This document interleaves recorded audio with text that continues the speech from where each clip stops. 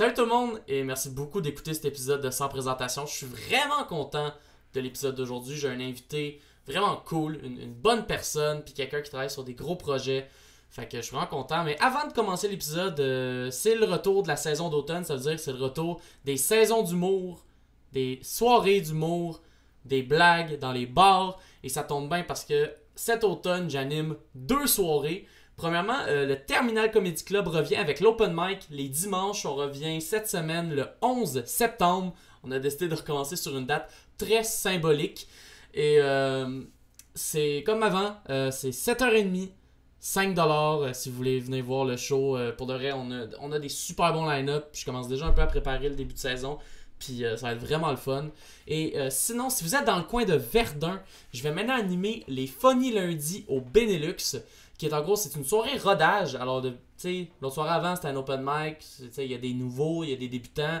Là, c'est une soirée de professionnels. Okay? C'est une soirée de monde là, qui font ça depuis longtemps, qui viennent essayer des affaires, mais qui sont talentueux, sont forts. J'ai vraiment hâte pour de vrai. Ça va être ma première expérience dans une soirée de rodage, d'animer dans une soirée de rodage.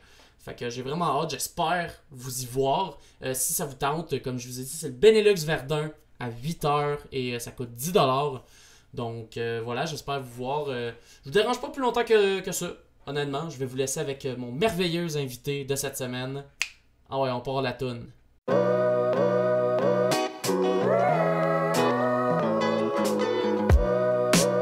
Nice. Encore une fois, merci beaucoup Ben, merci de de l'invitation. venir sur le show parce que là, en ce moment, tu dois être extrêmement occupé. Oui, quand même pas mal. Mais ça, l'affaire, c'est que j'adore faire plein de choses, mais ça fait que des fois, je suis un petit peu éparpillé, puis ça fait que, ouais. T'as-tu un côté très workaholic? Oui, 100%. Il n'y a pas de question là-dessus. Il y a pas de débat. J'aime ça, travailler, c'est le fun, j'ai des projets vraiment cool. Puis après ça, tu sais, j'aime aussi ça être en vacances, puis faire des activités de type vacances, mais c'est juste comme, on dirait que comme ça serait nono de refuser comme l'occasion de travailler. Là, quand le faire est chaud, on le bat. Effectivement. C'est quoi tes activités type vacances? On dirait que je suis curieux par... Qu'est-ce que tu veux dire par activité type vacances? Faire des grosses rides de vélo, faire de l'escalade, aller au chalet, faire du camping. Là. Je sais pas si...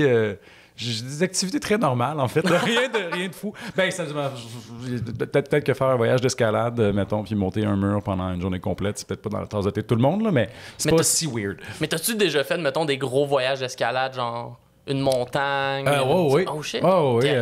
J'étais allé. Un que j'avais fait qui était vraiment nice, j'étais allé avec un de mes amis en Corse. Ça, c'était vraiment cool dans le parc national des Aiguilles de Bavel. Ça, c'était vraiment le fun. C'était vraiment impressionnant. C'est super beau, la Corse. C'était combien à peu près à monter, ça? C'était des grandes voies, avec des voies qui vont de... C'était pas si difficile techniquement, on parle de entre 5,8 et 5,11, avec certaines voies à beauté, d'autres en trad. Sinon, j'étais allé à Cuba aussi. Ça, c'était cool, c'était le fun. Mais Cuba, c'était plus genre, t'as un crag, on allait au même crag à tous les jours, mais t'avais des assez belles affaires, mais t'avais des projets vraiment, vraiment intenses que j'ai pas sortis, mais genre du 5-13, des trucs super difficiles techniquement, mais c'était vraiment nice. Mais il y a juste... là, il y a un terme, par contre, que t'as utilisé, que je connais pas, qui était le trad et le... Sport. OK. Ça, c'est... En fait, le trad, c'est quand tu fais l'escalade avec la bottine souriante qui joue en arrière. Non. C'est comme une vieille blague tellement nulle. Non, le trad, c'est quand tu places tes ancrages à mesure dans de la roche. Dans le fond, il n'y a pas de protection. Okay. Fait que tu places tes ancrages. Fait qu'il y a comme un degré de complication additionnel. C'est pas le type d'escalade qui me fait le plus triper. J'aime mieux du sport parce que c'est... Comme le terme le dit, le sport est plus sur les performances athlétiques. Fait juste comme t'installes des trucs à mesure, puis on y va en plus sur c'est quoi la gestuelle, tandis que en trad, t'as beaucoup de gestion d'équipement. C'est intéressant parce que c'est un feeling plus aventurier, mais c'est ça, c'est que t'as moins le temps de juste profiter de l'activité physique et plutôt genre, est-ce que je vais mourir? Ouais, il y a beaucoup plus. Tu sais, c'est vraiment plus dangereux le faire du trad que de faire du sport. Cela dit, tu peux faire une erreur conne en sport puis mourir aussi, parce que la plupart des morts en escalade sont pas dus à de l'équipement, sont dus à des erreurs humaines. OK, ouais. Fait que c'est rare que genre quelqu'un meurt parce qu'il y a quelque chose qui a pété, genre un mousqueton qui lâche. Ben ça, c'est comme dans tous les espèces de sports extrêmes de même, là. D'à quel point on est tout le temps comme, mais qu'est-ce qui arrive si le matériel pète? C'est comme... Ils l'ont checké, là. On a beaucoup d'années de développement pour être sûr que ça casse pas, là. Non, exact. Tu sais, comme en parachute, mettons... des morts dues à des problèmes d'équipement, c'est rare. Ça va toujours être comment tu utilises ton équipement. Tu sais. Ben oui, t'as-tu aussi déjà fait du parachute? Ouais, ça? j'aime full ça. C'est vraiment cool. C'est fou. Une fois ou... non, j'en ai fait comme une trentaine de sauts. J'ai comme eu un été où j'étais vraiment intense, puis genre, j'étais full dedans. Puis le problème que j'ai, ben, c'est, comme j'expliquais, j'ai pas tant que ça de temps libre. Fait que je fais des choix, là. Je comprends. Ben ouais, puis le parachute, c'est quand même demandant. Là. C'est demandant, puis tu sais, quand t'habites pas proche du centre, c'est de la route aussi, faut que tu sais. Puis c'est des grosses journées, fait que... mais tu sais, des fois, je vais... Tu sais, en fait, je fais les sauts qu'il faut pour garder ma certification up-to-date, puis je vais de temps en temps. Fait que toi, donc, techniquement, tu peux sauter tout seul, t'es certifié. Waouh, c'est pas si compliqué que ça. Honnêtement, moi, j'ai été étonné à quel point c'est facile de se faire certifier en parachute. C'est quoi exactement que t'as besoin? Ça prend 9 sauts. Tu fais un saut en tandem. Après ça, tu fais 9 sauts. Dans le fond, les premiers sauts, je ne me rappelle plus de l'ordre exact, mais je pense que les 3 premiers sauts ou les 4 premiers sauts, tu es accompagné. En fait, au début, tu es accompagné par 2 personnes. Après ça, tu es accompagné par une personne qui sont pas, t'es pas en tandem, t'es vraiment toute seule, mais ils sont accrochés. Genre, ils vont sauter avec toi, puis ils vont t'entourer, puis t'expliquer les affaires. Puis eux, ils ont l'expérience d'aller te pogner s'il y a de quoi qui marche pas. Là. Puis après ça, à partir du, je crois, le 5e ou le 6e, tu fais des sauts seul. Wow! Puis c'est quand même spécial. Honnêtement, moi, rendu à mon 5e saut, j'étais comme, voir que je m'en vais déjà faire ça tout seul, ça a comme pas de sens. C'était quoi le thrill la première fois que t'es dans l'avion, puis que là, t'es comme, OK, ce saut-là, il y a personne avec moi, là? T'avoue que je me souviens pas, je me rappelle juste que ça me picotait beaucoup des dents.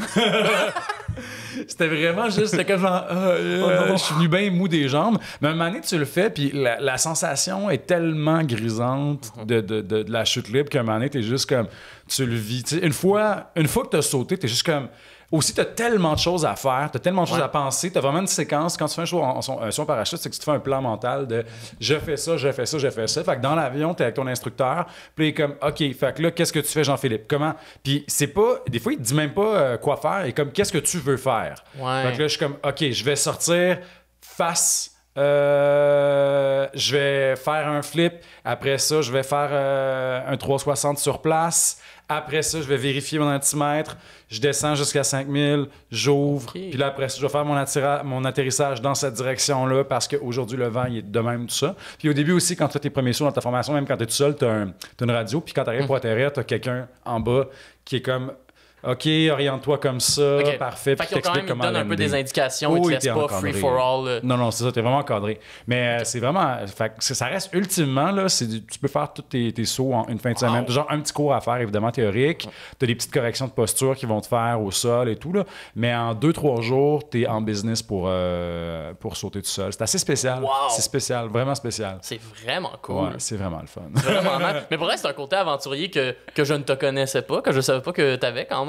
Ouais, je pense que c'est vraiment dans mon ADN, en tout cas dans mon héritage familial, parce que j'ai une famille vraiment de monde très sportif qui font toutes sortes d'affaires. Genre, j'ai une de mes sœurs qui est coach de vélo de montagne, elle fait de la compétition longtemps. J'ai une autre de mes sœurs qui fait de l'ultramarathon et qui fait aussi du vélo de montagne. J'ai une autre de mes sœurs qui fait beaucoup d'escalade aussi. Son chum, il est réalisateur de films d'alpinisme. Puis ma mère, qui est dans la soixantaine, elle court, elle fait du vélo de montagne. C'est quand même fou que dans ta famille, c'est gentil. C'est des sportifs, puis pas des sportifs genre on joue au badminton le dimanche pour le fun. C'est genre... Quand le monde vient de chez nous, des fois, c'est un peu... Les gens sont un peu sous le choc, là. J'étais allé au mariage de ma sœur cet été, puis c'était comme... Tout le monde est juste... T'avais des activités à tous les jours. Là. On était debout à 7h le matin, puis c'est OK, aujourd'hui, c'est vélo de montagne. OK, aujourd'hui, on va aller courir dans la montagne. OK, il y avait toujours de quoi. C'est pas... Ouais, c'est ça.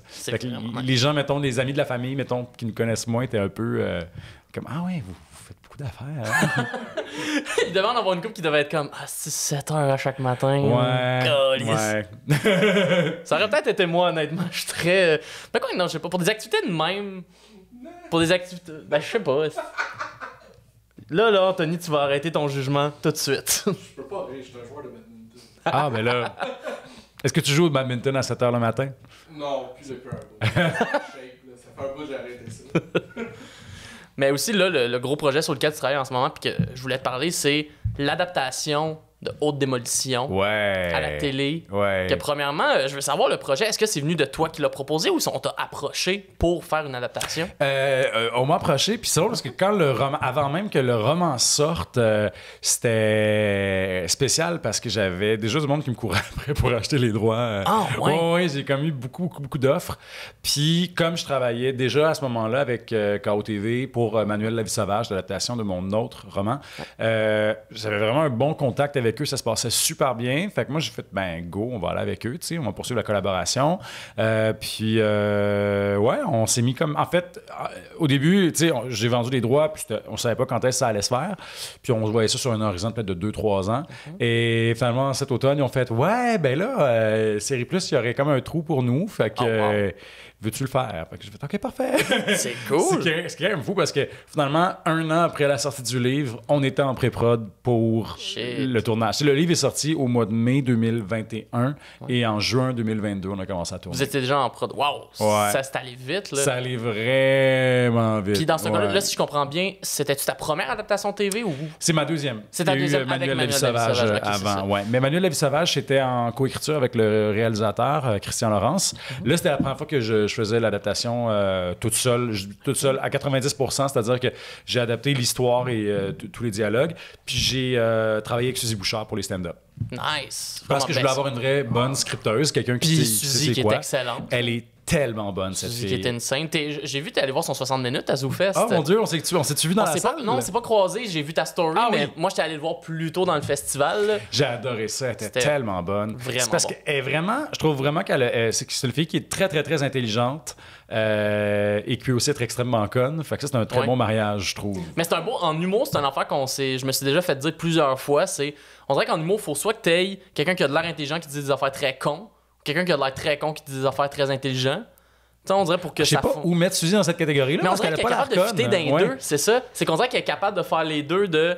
Elle a de l'air d'une personne très intelligente, très éduquée, mais comme tu dis, elle est capable de dire des affaires super connes, c'est super drôle, mais elle est aussi capable de dire des affaires hyper intelligentes, hyper pertinentes, puis c'est aussi drôle. Ouais, non, je la trouve vraiment hot, puis elle a vraiment donné je trouve des super propositions pour les stand-up. Puis c'était quand même un gros défi parce que il y a... T'sais, on a plusieurs personnages. Dans le roman, on a quelques moments de stand-up, mais on voit 2-3 blagues, mais elles sont pas si développées que ça. D'ailleurs, Suzy m'avait déjà aidé un peu à scripter les moments de stand-up dans le roman. Dans le livre lui-même. Oh, wow. Je l'ai rappelé après. Mais là, on en voyait beaucoup plus. Ça, c'est souvent l'affaire. C'est que dans un roman, on peut comme faire une ellipse puis passer par-dessus des moments, puis on a compris. À la TV, il faut comme le voir pour vrai, tu sais. Ouais. Pas le résumer. Fait que là, il fallait voir les bouts de stand-up. Puis, il y a plusieurs personnages, fait que là, on voulait avoir plusieurs styles différents. Puis il y a des personnages qui ont moins d'importance dans le roman qui en ont plus dans la série. Par exemple, l'ami du personnage principal, Elena, on le sait qu'elle est humoriste, mais on la voit jamais sur scène. Mais là, on va la voir sur scène 2 ou 3 fois même dans la série. Fait que là, il fallait y trouver un style à elle, il fallait trouver un delivery, tout ça. Puis l'autre affaire en plus, qui est un autre enjeu, c'est... un élément important de l'histoire, c'est l'évolution du style d'humour de Raph, le personnage principal. Et, au début, il a son style, il rencontre sa blonde, ça change complètement son affaire. Al Chris, là, il est plus capable d'écrire et éventuellement, il va trouver une façon d'avoir son style à lui qui parle au monde, tu sais. Fait que ça aussi, c'est quand même un gros enjeu. Puis surtout, je regarde ça, ça a l'air d'être tellement difficile d'écrire, tu sais, justement, mettons, des personnages... Parce qu'on s'entend... Tu sais, ton roman, c'est pas par rapport à des open micers, mettons, là, du monde qui font des jokes, qui ont juste 2 shows dans le corps. Là. Faut que tu écrives des jokes pour des personnages qui sont comme de la relève, mais établis. Fait qu'il faut que ce soit des bonnes blagues. Il faut que ce soit crédible, que comme, ah oui, j'entendrais ça dans un show d'humour, puis cette personne-là se ferait booker. Exact, ça, c'est du monde qui ont une certaine expérience, tu sais. Fait que, ouais, ça a été de la job. Une affaire aussi sur la série, ce qui a vraiment été cool, c'est que, en fait, on a écrit nos stand-up, mais après ça, ce qui était super important, c'est que les comédiens se l'approprient. Fait que ça a été vraiment cool. Tu vois, tu sais, je prends Étienne Gallois, un exemple, qui est le personnage principal. Il a vraiment fait un travail super parce que il a pris tout ce que je proposais, puis ce que Suzy proposait, puis il se l'est vraiment approprié. Il a ajouté des affaires, ce qui fait que ça avait l'air de sortir de lui parce que faut pas... ça peut pas... Il peut pas être... Faut pas qu'il ait l'air d'être en train de dire du texte. Exact. C'est tellement impressionnant, je trouve. Moi, je trouve que c'est ce que je trouve le plus unique puis le plus intéressant quand je vais voir de l'humour, c'est à quel point tout a l'air d'être improvisé. Puis, moi, je trouve que c'est la grande qualité des bons humoristes, ça m'impressionne beaucoup, c'est à quel point ils ont une bonne écoute du public puis qu'ils réagissent à tout puis qu'ils ajustent selon ce qu'ils reçoivent, tu sais. Je trouve que, tu sais, le comédien est bon pour faire semblant, puis c'est comme si l'humoriste, il est bon pour tout capter. Ouais, le vivre sur le moment. Ouais. Que quand un gag lève pas, faut que tu l'admettes. Quand quelqu'un fait du bruit dans le fond de la salle puis que ça gosse tout le monde, faut que tu joues avec ça. Faut pas que tu fasses... faut pas que tu te mettes dans un monde séparé. Non, ça m'impressionne beaucoup. Il faut beaucoup. que tu le vives vraiment parce qu'on en voit des fois du monde là, que c'est comme je sais qu'il faut que j'accueille ça. Fait que là, mais même ça sonne mécanique. Il y en a des fois qu'ils vont accuser quelque chose dans la salle, mais c'est comme ça, t'as déjà vu quelqu'un le faire. Puis tu le répètes. C'est vraiment non, faut que tu le vives, faut que tu le fasses à ta manière. Que ce soit sincère. C'est ça qui est fou. Je trouve que c'est je pense que c'est Louise Richer qui m'avait parlé de ça. Un moment donné, je l'avais interviewée justement pour un article que j'écrivais. Puis elle était comme tu peux pas mentir au public. Ils vont le voir. Il faut que tu sois 100% transparent. Puis ça demande. Ça demande beaucoup de skill et à la fois aussi beaucoup de laisser aller. Oui, c'est comme deux affaires qui vont pas nécessairement ensemble. C'est vrai. Puis ce qui est fou dans le monde, justement, de la scène, où est-ce que d'habitude, tu sais, le transparent, on dirait que t'as moins à l'avoir. Comme comédien, tu joues un rôle, tu joues un personnage. Non, puis même, des fois, faut comme t'es pas mal mieux de faire abstraction du public. Ça va t'aider dans beaucoup de cas, tu sais. Ouais, t'en as-tu déjà vécu en tant qu'acteur des gigs vraiment rough? Au TNM, il y a... ça, c'est comme une joke. Quand tu joues au TNM, une fois par production, il y a une intervention d'une ambulance parce que, tu sais, le public a un certain âge. Fait que t'as toujours quelqu'un qui va avoir un malaise pendant un show. Moi, je me rappelle, j'ai joué deux fois au TNM, puis les 2 fois, il y a eu un show qui a été interrompu brièvement parce que la première fois, c'était quelqu'un qui avait un malaise cardiaque, mais c'était pas une crise de cœur. Il y avait un malaise, il est parti en ambulance, mais le monsieur était correct, que je sache. J'ai pas fait de suivi téléphonique après, mais je pense qu'on l'aurait su s'il était mort sur le coup. Puis la fois d'après, je sais plus c'est quoi, mais c'était ça aussi. On a interrompu le show. Les ambulanciers sont venus chercher le monsieur. Mais là, faut-tu ça scène que ce soit accusé ou c'est comme vraiment genre tout le monde sort de scène et ne revienne plus? On sort de scène et là, après ça, la régisseur, elle va nous dire OK, vous pouvez retourner dans 5-6 minutes puis tout va être beau. C'est sûr que ça tue un petit peu la magie. Là. Ben, c'est sûr qu'à un moment donné, c'est comme ce changement de costume-là, il est long, hein? C'est ça, là. Il passe un petit moment. Ouais, fait que c'est comme drôle. Moi, je le savais pas. C'est comme la deuxième fois que ça m'est arrivé, c'est vraiment quelqu'un qui m'a dit ouais, mais ça arrive à chaque show. Oh, wow. Pas à chaque soir, mais à chaque, mettons, 2-3 mois de représentation. Sur ces 2-3 mois-là, c'est sûr que t'as une fois que t'interromps. Oh, wow! Ouais, fait mais après ça, tu sais, après ça, c'est arrivé. Moi, j'ai jamais fait de théâtre jeunesse. J'ai déjà joué des représentations scolaires, mettons, de shows adultes devant des jeunes, mais pas tant que ça. Mais j'ai souvenir d'une fois une pièce dans laquelle je jouais où ma partenaire devait se mettre en brassière à un moment, puis là, se mettre en brassière devant des jeunes. Mais le show avait tellement mal commencé parce que les kids étaient tellement horny qu'à chaque fois qu'il y avait une fille qui rentrait, c'était comme s'il devenait complètement dingue. Il sifflait, puis tout ça. Puis t'avais juste une fille où tout ce qu'elle faisait, c'était rentrer. Là. Elle était très belle, elle était bien habillée, elle avait une belle jupe, des beaux talons hauts, un beau blouson. C'était comme un peu 90s, tu sais, la belle fille 90s. Là. Ouais. Elle était super belle, mais elle rentrait, puis c'était comme, elle se faisait siffler. C'était comme, puis il y avait comme des gros commentaires cochons. Puis, fait que, bref, l'autre fille a juste fait.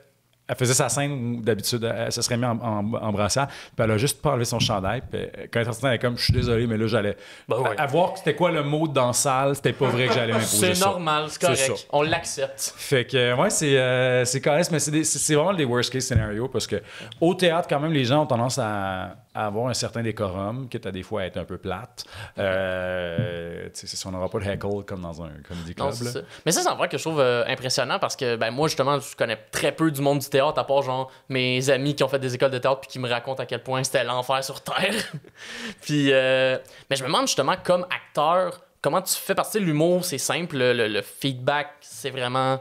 C'est le rire. Si ça rit, ça se passe bien. Mais comment, comme acteur... Toi, tu vis ça, le feedback de comme, en ce moment, ça se passe bien, ça se passe pas bien. Tu le sais tellement pas. C'est ça, hein? Puis des fois, tu sors de scène, t'es comme, mon Dieu, que c'était bon. Puis là, le metteur en scène était dans la salle ce soir-là, puis il vient te voir, puis il est comme, hey, vous étiez vraiment à côté de la plaque à soir. Oh non. Ouais. C'est comme weird, parce qu'il y a des fois où t'es comme, ah ouais, mon ressenti est bon, je pense que je suis capable de gager si je suis bon. Puis il y a d'autres fois où t'es comme, ah non, finalement, je suis complètement à côté de la plaque. Puis moi, ça m'est déjà arrivé, là, souvent en audition, mais dans des shows aussi, faire comme, oh mon Dieu, je me sens pas sur mon X à soir, c'était pas bon le show. Puis finalement, justement, le metteur en scène ou la régisseur sont comme waouh! Puis moi, des auditions où en fait, la plupart du temps, quand je sors d'une audition puis que je suis comme hey, ça a crissement bien été, c'est pour moi, je l'ai pas. Oh non. Puis toutes les fois que j'ai décroché des affaires ou presque, je suis comme, oh, mon Dieu, que c'était nul, c'est n'importe quoi. Puis après, on me dit, hey, c'était vraiment bon ton audition. Fait, on dirait qu'on le sait pas. C'est comme ça que tu t'es senti quand t'as fait l'audition pour Willy dans Mouvement de Luxe? Ah! Ben, j'ai pas auditionné ça. Je voulais parler de Willy. Excuse, là, ça fait plaisir. Je l'ai plugué crowbar, mais je voulais parler de Willy dans Mouvement de Luxe. Là. Je l'adore. C'est un incroyable personnage. Ouais. Ben justement, quand ils t'ont approché pour le faire, parce que ça, t'as pas auditionné, ils ont fait « On veut toi pour faire sa voix ». Quand ils t'ont approché, est-ce qu'il y avait déjà à peu près l'identité, la personnalité du personnage, ou c'est un peu toi qui as aidé à la construire? Ben, en fait, c'est drôle parce que le créateur du show, Matthew Enfield, c'est mon ami. Fait que c'est pour ça que je me suis avancé sur le projet. Mais il a un peu bâti le personnage à partir de ma personnalité. Oh, wow! C'est quoi de Willy qu'il y a chez toi? Ben, une genre de candeur un peu niaiseuse, une certaine hyperactivité, des folies de grandeur. Tu sais, c'est un gars qui est très motivé, qui a beaucoup d'énergie, mais pas toujours un plan d'exécution extrêmement élaboré, ce qui fait que ça donne des mauvaises surprises. Des fois, il peut être un petit peu gossant. Il est comme un peu... Il est un petit peu nono. Il est too much un petit peu, il est excessif. Il y a un excès d'enthousiasme aussi. Fait quoi, tout ça, c'est parti de moi. C'est comme le gars qui est... Ouais, c'est ça. Tu sais, comme la réplique que je sortais tout le temps pour comme résumer le personnage, c'est quand il se taille un sourire de Joker avec un couteau, puis qu'il se met à rire comme un fou, puis qu'il est comme « Ah, je suis tellement spontané! » C'est moi, ça. Puis, est-ce que ça a été ta première expérience de voice acting à ce moment-là? Non, parce que j'avais déjà une bonne expérience en doublage. J'ai commencé, quand j'ai fini l'école de théâtre, dans le fond, en 2009, je me suis rapidement mis à faire du doublage, de la voix, tout ça. J'ai fait des voix aussi pour des jeux vidéo. Fait à quoi? C'était quelque chose que j'avais... Puis, je faisais plus du doublage, rarement du voice acting original. J'en ai fait un peu pour des jeux vidéo, tout ça. Mais j'étais comme même déjà habitué avec ce médium-là. J'avais fait des cartoons aussi avant, tout ça. Fait que j'avais de l'expérience là-dedans.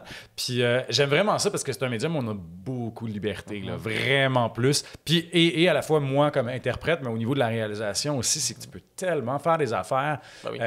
C'est qu'en fait, c'est comme ton budget devient pratiquement infini parce que tu peux faire n'importe quoi. Là, exact. Je veux dire, on a dans le Mouvement de Luxe, j'ai décidé qu'il y avait un personnage qui était un vagin volant narré par Guylaine Tremblay. C'est comme, ça n'a pas de sens. Là. C'était insane. Mouvement de Luxe, là, c'est tellement épais. Je suis un peu triste là, que ça ait arrêté, mais en même temps, on dirait que c'est le genre d'œuvre que tu te dis « Ah, c'est mieux que ça close. » Ouais, absolument. Ben, Mathieu avait des projets quand même. Il avait été question de finir par faire des 22 minutes. Je sais qu'il y avait eu des discussions avec les tunes, tout ça. Mais le truc qu'on n'estime pas nécessairement, c'est que ça coûte vraiment cher faire du stop motion. Je dis qu'on a un budget à l'infini. C'est vrai, maintenant, ça ne l'est pas. À une certaine limite. Mais en fait, c'est non, mais les affaires qui coûtent le plus cher, des fois, c'est les plus niaiseux. Genre, oui, évidemment, bâtir les bonhommes et tout ça, puis les décors, ça coûte de l'argent, mais tu sais, juste faire des petits mouvements anodins. Genre, il y avait un mouvement où il y a Marie-Kyo de Perron, probablement mon personnage préféré dans la distribution. Elle fait juste comme tourner sur elle-même, puis jouer avec sa jupe, puis flatter sa jupe. Puis ça avait été apparemment 2 jours de travail parce que juste comme faire bouger le bras, parce que c'est ce qu'ils font, c'est du frame par frame. Ouais, c'est ça. Normalement, du cinéma, c'est 24 images par seconde. Quand c'est de l'animation comme ça, on réduit à 12, puis l'œil, si on veut, remplit la différence. Là, l'illusion fonctionne. Fait que ça veut dire que pour chaque seconde de contenu, on a pris 12 photos.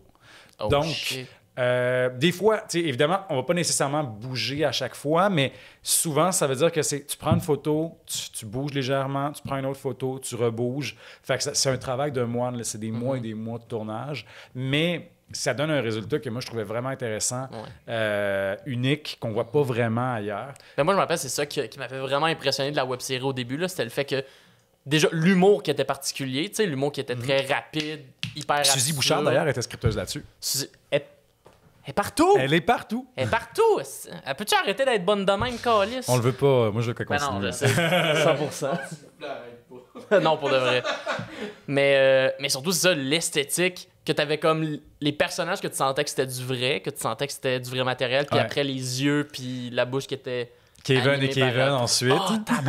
Nos personnages numériques qui sont dégueulasses. Avec les vieilles jokes de Juste pour rire. L'épisode où ils se retrouvent dans le gala Juste pour rire de 94 avec Jessie Lauzon, c'est quand même très bon. Ça. C'est insane. C'est tellement bon. Là. C'est incroyable. D'ailleurs, justement, ce duo-là, Vous êtes inspiré de quel duo? Je sais pas d'où ça vient. Ça, j'étais pas dans la pièce quand ils ont eu les meetings de contenu pour ça. Mais je sais que l'idée, c'était... Il y avait tellement un... Oh mon Dieu. Il y a un animal qui est Ouais, dans on le est comme en train de se faire cambrioler ouais, pendant c'est le podcast. C'est pas grave. Mais on était tellement dans un degré d'humour absurde où je sais que la démarche a été de faire les jokes, des jokes tellement plates Ben oui. qu'elles en deviennent drôles. Puis c'était comme... Parce que tu sais, c'est ça, c'est quelque chose... Tu sais, c'est un niveau d'humour, pour ceux qui l'ont pas écouté, c'est un niveau d'humour qui est... Je veux dire, proche des appendices, mais en même temps, non, plus méchant. Ouais. Plus, puis peut-être encore plus weird que les appendices. Non, peut-être. Il y a comme une apparence de réalisme dans Mouvement de Luxe, mais après ça, on vient comme casser les situations. Ben ça, c'est qu'on dirait que Mouvement de Luxe joue beaucoup avec le méta, Ouais. les référents, puis surtout... Tu sais, je pense pour ça, mettons que la joke de JC Lauzon est autant drôle. Parce que pour, mettons, un public pas, tu sais, je sais pas, qui est pas dans le milieu de l'humour, c'est juste fucking drôle voir deux bonhommes en 3D qui tombent dans un vrai gala juste pour rire. Mais en plus, quand t'as le layer que c'est dans un gala avec JC Lauzon, T'sais. c'est comme, oh, Ah, wow. c'est tellement cringe, là. J'ai fait des recherches récemment sur JC Lauzon. Il fait des spectacles de musique engagés. Ah ouais? Il a été candidat pour le Parti vert. Il vit ses affaires, là. Il vit ses Ah ouais. affaires. Si ça tourne sur du Parti vert, ça vaut le détour. Ah, C'est du bonbon. C'est Je te cringe. conseille. Ah, Ouais. parfait. Je dirais, vous pesez sur pause maintenant. Vous allez écouter. chercher la toune et vous revenez dans 5 minutes. Exactement. Vous allez avoir vécu de quoi, ça vaut à peine. C'est rare qu'il faut Excellent. dire aux gens de peser sur pause sur le podcast, mais là, je pense que c'est un moment Ça vaut la majeur. Là. pour la toune du Parti vert de JC Ouais. Lauzon, Ouais. je pense qu'on peut se le permettre. Pour revenir un peu sur Haute Démolition, sur l'adaptation, Yeah. fait que là, ça a été quoi les plus grosses différences que toi t'as perçues entre quand il a fallu que t'adaptes Manuel, puis là maintenant adapté Haute Démolition? Manuel, c'est un roman qui est beaucoup plus une machine. Tu sais, c'est très cause-effet, cause-effet, cause-effet. Ça avance. Il y a vraiment une quête qui propulse le personnage. Dans Haute Démolition, il y a moins ça. C'est moins... Tu sais, on n'est pas dans la grande quête. C'est plus subtil. C'est dans l'évolution des personnages. Fait que c'était très différent. Puis aussi, le Manuel La Vie sauvage, c'est quand même... La narration est plus simple que dans Haute Démolition. Tu sais, c'est narré à la première personne, mais c'est un gars qui raconte son histoire. Dans Haute Démolition, il y avait tout le dispositif narratif qui est vraiment compliqué à transposer à l'écran parce que là, on est dans un récit à la deuxième personne au futur. On annonce ce qui va se passer. Ouais, c'est ça qu'on raconte, genre, si ça arrive, voici tout ce qui va en découler. Exactement. Fait que je me suis posé beaucoup de questions là-dessus. Puis finalement, j'ai décidé d'aller vers le plus simple. Je me suis comme débarrassé de ce procédé-là parce que ça marchait bien à l'écrit. À l'écran, ça marchait moins bien pour moi. En tout cas, j'ai pas trouvé la façon de le faire. Fait que je me suis dit, je vais essayer les simples. Je vais raconter l'histoire de ces deux personnages-là. L'autre chose aussi, c'est que dans le roman, j'avais comme fait le choix de raconter l'histoire par Laurie, par la bouche de Laurie, oui, mais on n'a pas tant que ça son point de vue, ultimement. C'est comme si elle sert quasiment juste à mettre en valeur l'ego de Raph, le personnage principal. On ne sait pas ce qui a fait vibrer elle, on ne sait pas comme c'est Elle est quoi plus son comme opinion. une observatrice des événements, alors Exact. que techniquement, ben, c'est une actrice à 110%. Exact. Je veux être impliqué dans la relation Ouais. qui crée toute cette histoire-là. Puis, tu sais, moi, j'avais fait ça parce que je voulais comme... C'était pour moi une autre façon de montrer que l'ego de Raph prend tellement de place qu'il n'est même pas capable de voir ou de demander ou de s'intéresser à son point de vue à elle. Tu sais, il est juste en train de c'est son histoire à lui. Puis quand il se fait crisser là, il ne comprend pas pourquoi parce qu'il n'a pas vu les signes avant-coureurs. Puis après ça, c'est tout le temps elle. Puis là, l'exercice que j'ai fait dans l'adaptation, ça a été de faire, OK, ben là, si, mettons, on essaie de regarder les deux côtés de la médaille, ça donne quoi? Puis c'est vraiment intéressant parce que tout d'un coup, on a tout un autre pan de l'histoire qui s'ouvre. On a accès à elle, comment est-ce qu'elle vit ça. Puis quand on a lu, maintenant on aurait la version de ce qu'on vient de C'est lire ça. de la personne. Ben en fait, c'est le fun parce qu'on ouvre. Au final, c'est pas juste une adaptation de comme, hey, on a mis le livre à l'écran, on dirait qu'on étend l'univers un peu de cette histoire-là. Absolument. De Ouais, faire c'est comme, le- OK, on voit d'autres points de vue. Le HD Extended Universe. là. Exact. le Extended Universe d'autres démolitions. Ouais. Mais c'est vraiment le fun. Puis, je trouve que c'est juste. Puis, une autre chose aussi qu'on a fait qui est super intéressante que j'ai faite parce que, tu sais, il y a un décalage de maturité entre les deux personnages dans le roman. Ça, c'est clair pour moi. On comprend que Laurie est quand même une fille qui a un peu plus son shit together que Raph. Et j'ai pour exagérer ça un peu plus dans la série, ce que j'ai fait, c'est qu'on a décidé de vieillir le rôle. Fait que la fille a 32 ans, puis le gars, il a 22. Fait qu'on a comme un 10 ans de différence entre les deux. Puis Tu es ça... en train de dire que les gars de 22 sont pas matures aussi? 3 minutes. Je me là. réfère à mon expérience personnelle. Moi, à 22 ans, ça volait pas haut. Puis je trouve ça encore plus intéressant parce que là, ça crée toute une toile d'enjeux encore plus compliquée. Le gars est avec une fille plus vieille que lui qui l'impressionne parce que, mon Dieu, elle connaît des choses, puis c'est impressionnant, puis elle a un historique. Elle, quand elle est devant quelqu'un qu'elle trouve immature, c'est 10 fois pire parce qu'elle est comme, qu'est-ce que je l'aime, mais qu'est-ce que je fais à dater un gars de 22 ans qui fait de la drogue, puis qui a un problème d'alcool, puis qui est tout croche, puis qui a un appartement dégueulasse, puis qui lave pas ses draps. Puis qui est humoriste. Puis qui est humoriste en plus, la pire tare de toutes. Puis puis après ça, évidemment, on rajoute en filigrane de ça des questions de maternité, qui est une question automatique que tu vas te poser, que tu veuilles ou pas d'enfant. À 32 ans, c'est une fille, je regarde autour de moi, puis même les filles qui veulent pas l'enfant sont quand même, OK, c'est-tu vraiment ça que je veux? Genre, je suis certaine, parce que là, à un moment donné, si je décide que non, je pourrais pas changer d'idée dans 15 ans, c'est là, tu sais.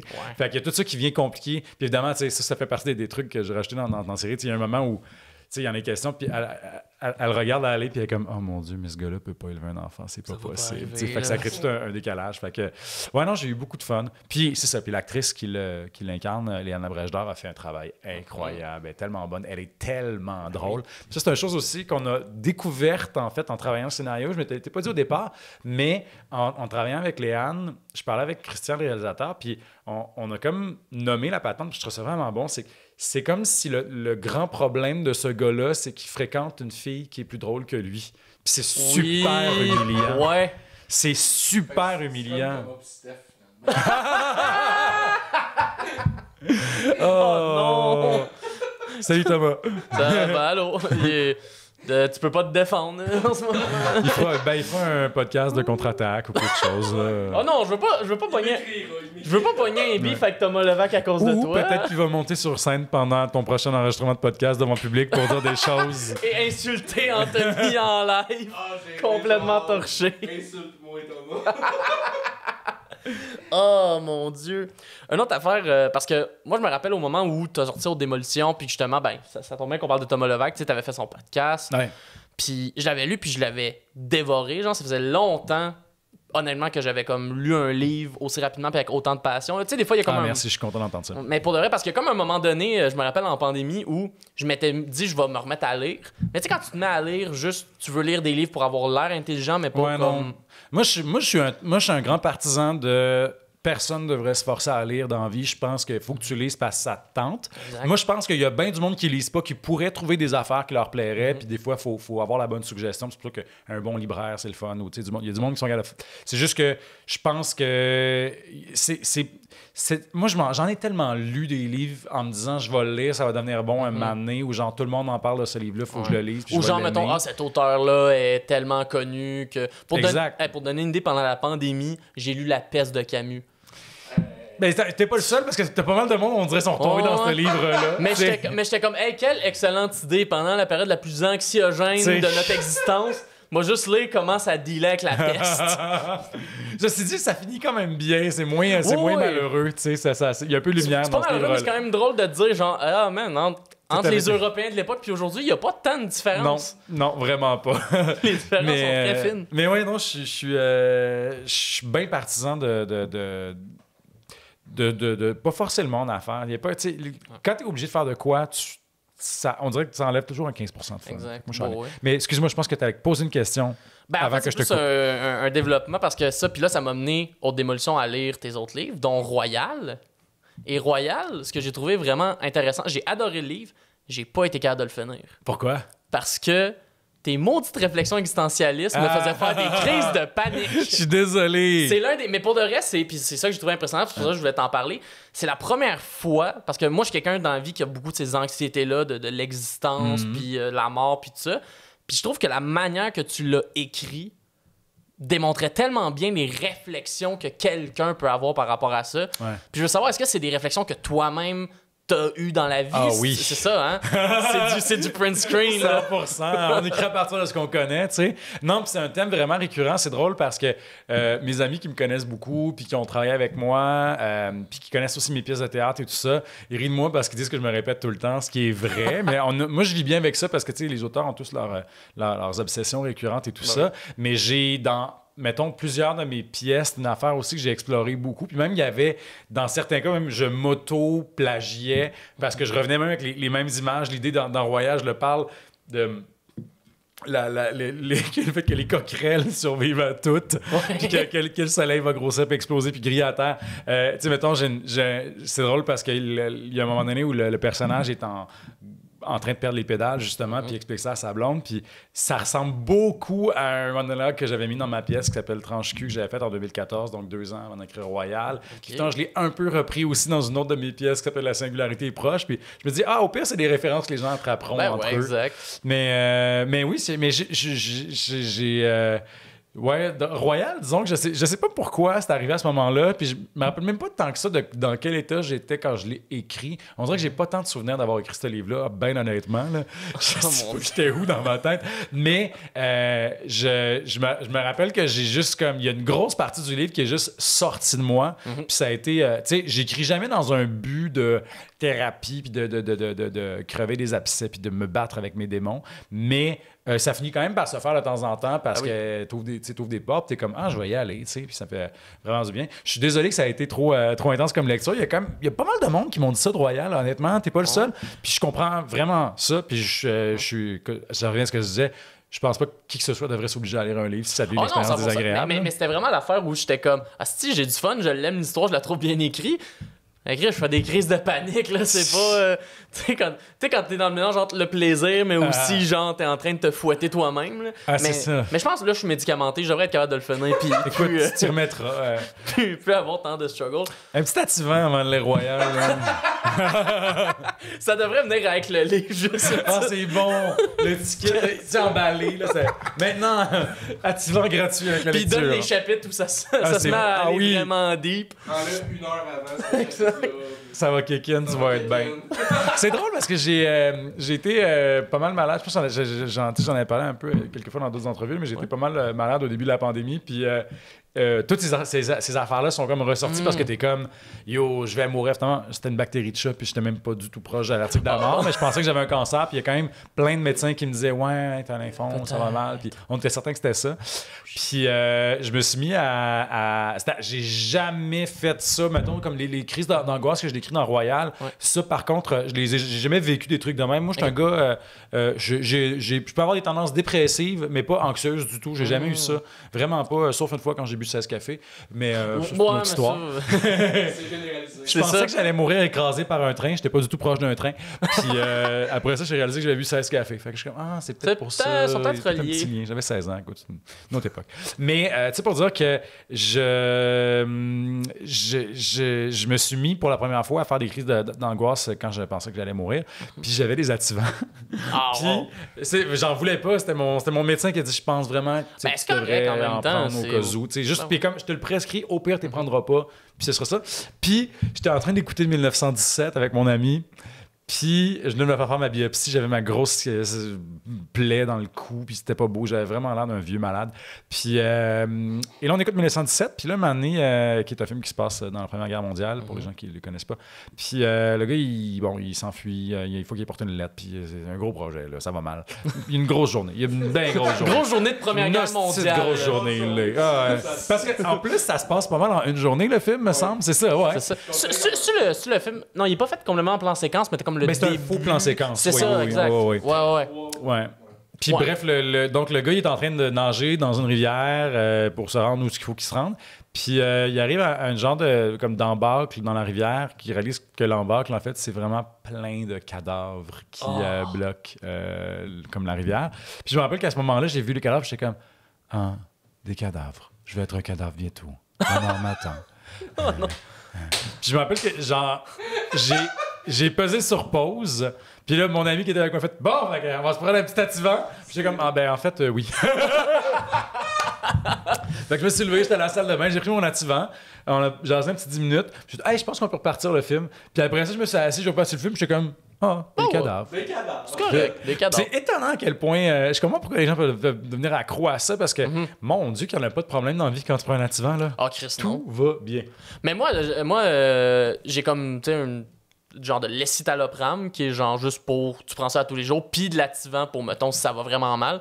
Mais moi, ce que j'aime, on dirait que depuis qu'ils m'ont prescrit ça, j'ai même pas besoin de l'apprendre. On dirait que des fois, là, je fais juste, mettons, sentir que je commence à paniquer, puis je suis comme, ah, c'est vrai, ça se passe, j'ai T'as des le radeau de Ativans. sauvetage. C'est mon Ouais. parachute. Ouais, mais pour de vrai, on dirait que des fois, ça fait juste le réflexe de mon Ça, c'est anxiété intéressant, monte. ça. Mon anxiété monte, puis je suis comme, non, man, tu vas te faire péter si tu viens. On dirait que c'est vraiment juste genre des menaces. C'est génial. C'est comme malade, là, hein? l'anxiété, si tu continues, j'ai les Ativans. Wow. Puis est-ce que t'as ton, je sais pas si c'est de mes affaires, mais tu me diras. vas-y. Mais est-ce que ton anxiété est reliée à la scène? Non, c'est ça l'affaire. J'ai jamais eu. J'ai de l'anxiété reliée à bien d'autres affaires de la vie, mais la scène, non. T'as-tu déjà eu le trac, l'anxiété de scène? Non, hein, j'adore c'est ça. Je trouve ça excitant, je trouve ça le fun. Ouais. Mais je te dirais que la fois que j'ai eu le plus grand trac de ma vie, c'était en faisant du stand-up. Ah ouais? Parce que, tu sais, justement, quand, Tout le ce qui a mené à écrire aux Démolitions, entre autres, c'était une fois j'avais écrit un article pour un magazine sur le milieu de l'humour au Québec. Puis, pour le faire, j'ai voulu construire, genre, j'ai comme voulu le vivre de l'intérieur. Fait que j'étais comme rodé un numéro dans des comedy clubs.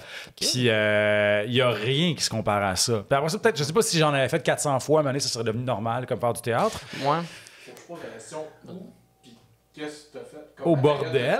Au bordel, excuse-moi. Au terminal, pour commencer, j'étais Oui. jockey aussi. Je l'ai fait comme au total 4 fois. Là. Fait que je l'ai pas rodé 1000 fois. Non, mais quand même. Puis t'as Ah oui. écrit un stand-up classique, une anecdote? J'ai vraiment écrit un stand-up classique avec. Je travaillais avec. Tu sais, j'ai voulu faire la vraie patente, fait que je travaillais avec un scripteur, avec Jean-Philippe Durand, avec qui j'avais travaillé sur les galas de Pierre-Luc Funk quand j'avais fait de la mise en scène à Juste pour rire. Puis j'ai comme fait. Je suis parti d'un thème. Tu sais, il y avait comme un mélange. J'avais un peu des liners, un peu une anecdote. Puis là, j'étais comme. Bon, ben, je vais faire le classique, tu sais, je parle de moi parce que vous me connaissez pas. Ben ouais. Tu sais, qui est le numéro que tu fais quand tu sors de l'école de l'humour, j'ai l'impression. Là. Ouais. Ben, c'est parce que je viens de sortir, puis je suis comme, j'ai pas de T'as pas numéro fait ça. comme ça. Fait que- Non, j'aime ça quand j'ai vu quelques shows des tournées films, ça, j'ai l'impression que c'est quand même une affaire qui revient beaucoup. Ouais. Mais ça marche. Moi, je trouve que c'est toujours une structure de numéro qui marche très bien parce que, effectivement, moi, j'ai le goût de savoir t'es qui. Exact. Avant de. Puis, tu sais, je pense qu'on oublie à quel point les humoristes qu'on connaît puis qu'on suit depuis longtemps, on finit par avoir l'impression de les connaître. Fait il y a des choses qui n'ont pas besoin de nous dire qui contribuent des fois à ce C'est qu'ils ça. nous offrent. Alors que tu sais. quoi, toi, quand t'arrives devant une scène, justement, ces gens-là savent pas t'es qui. Ouais. Ils peuvent juste se fier à de quoi t'as de l'air, puis des Exact. fois, ce que t'as de l'air puis ce que t'es a pas rapport. Non, c'est ça. Fait que bref, j'avais fait un number où je roastais les gars hétérosexuels puis que je trouvais que c'était fragile en esti, puis que c'était bien compliqué puis que ça avait peur de tout. Fait que c'était drôle. C'était quand même drôle, j'avais eu du fun. Il y a des soirs où ça marchait bien, des soirs où ça marchait moins bien, évidemment. Là, comme, Effectivement. C'est la comme, base. je vous apprends quelque chose. Quoi? Vous savez, en humour, vous, les enfants. mais ouais, non, fait que c'était vraiment... C'était vraiment hot. Mais... Chris, ouais, man, c'est... Mais avant, il y a eu un show. C'était-tu un show en particulier ou c'était juste l'expérience générale de faire du stand-up? Ah, l'expérience générale. Ok, c'est ça. Ouais, vraiment. Mais moi, j'ai remarqué, en plus, c'est drôle, ça faisait comme quasiment un an que je buvais plus à ce moment-là pour des raisons de coquetterie. Là. Vraiment, je m'étais fait opérer. J'avais une appendicite, puis j'avais comme pas pu faire le sport pendant une couple de semaines. J'étais comme, je vais comme pas prendre de poids, fait que je boirais pas d'alcool.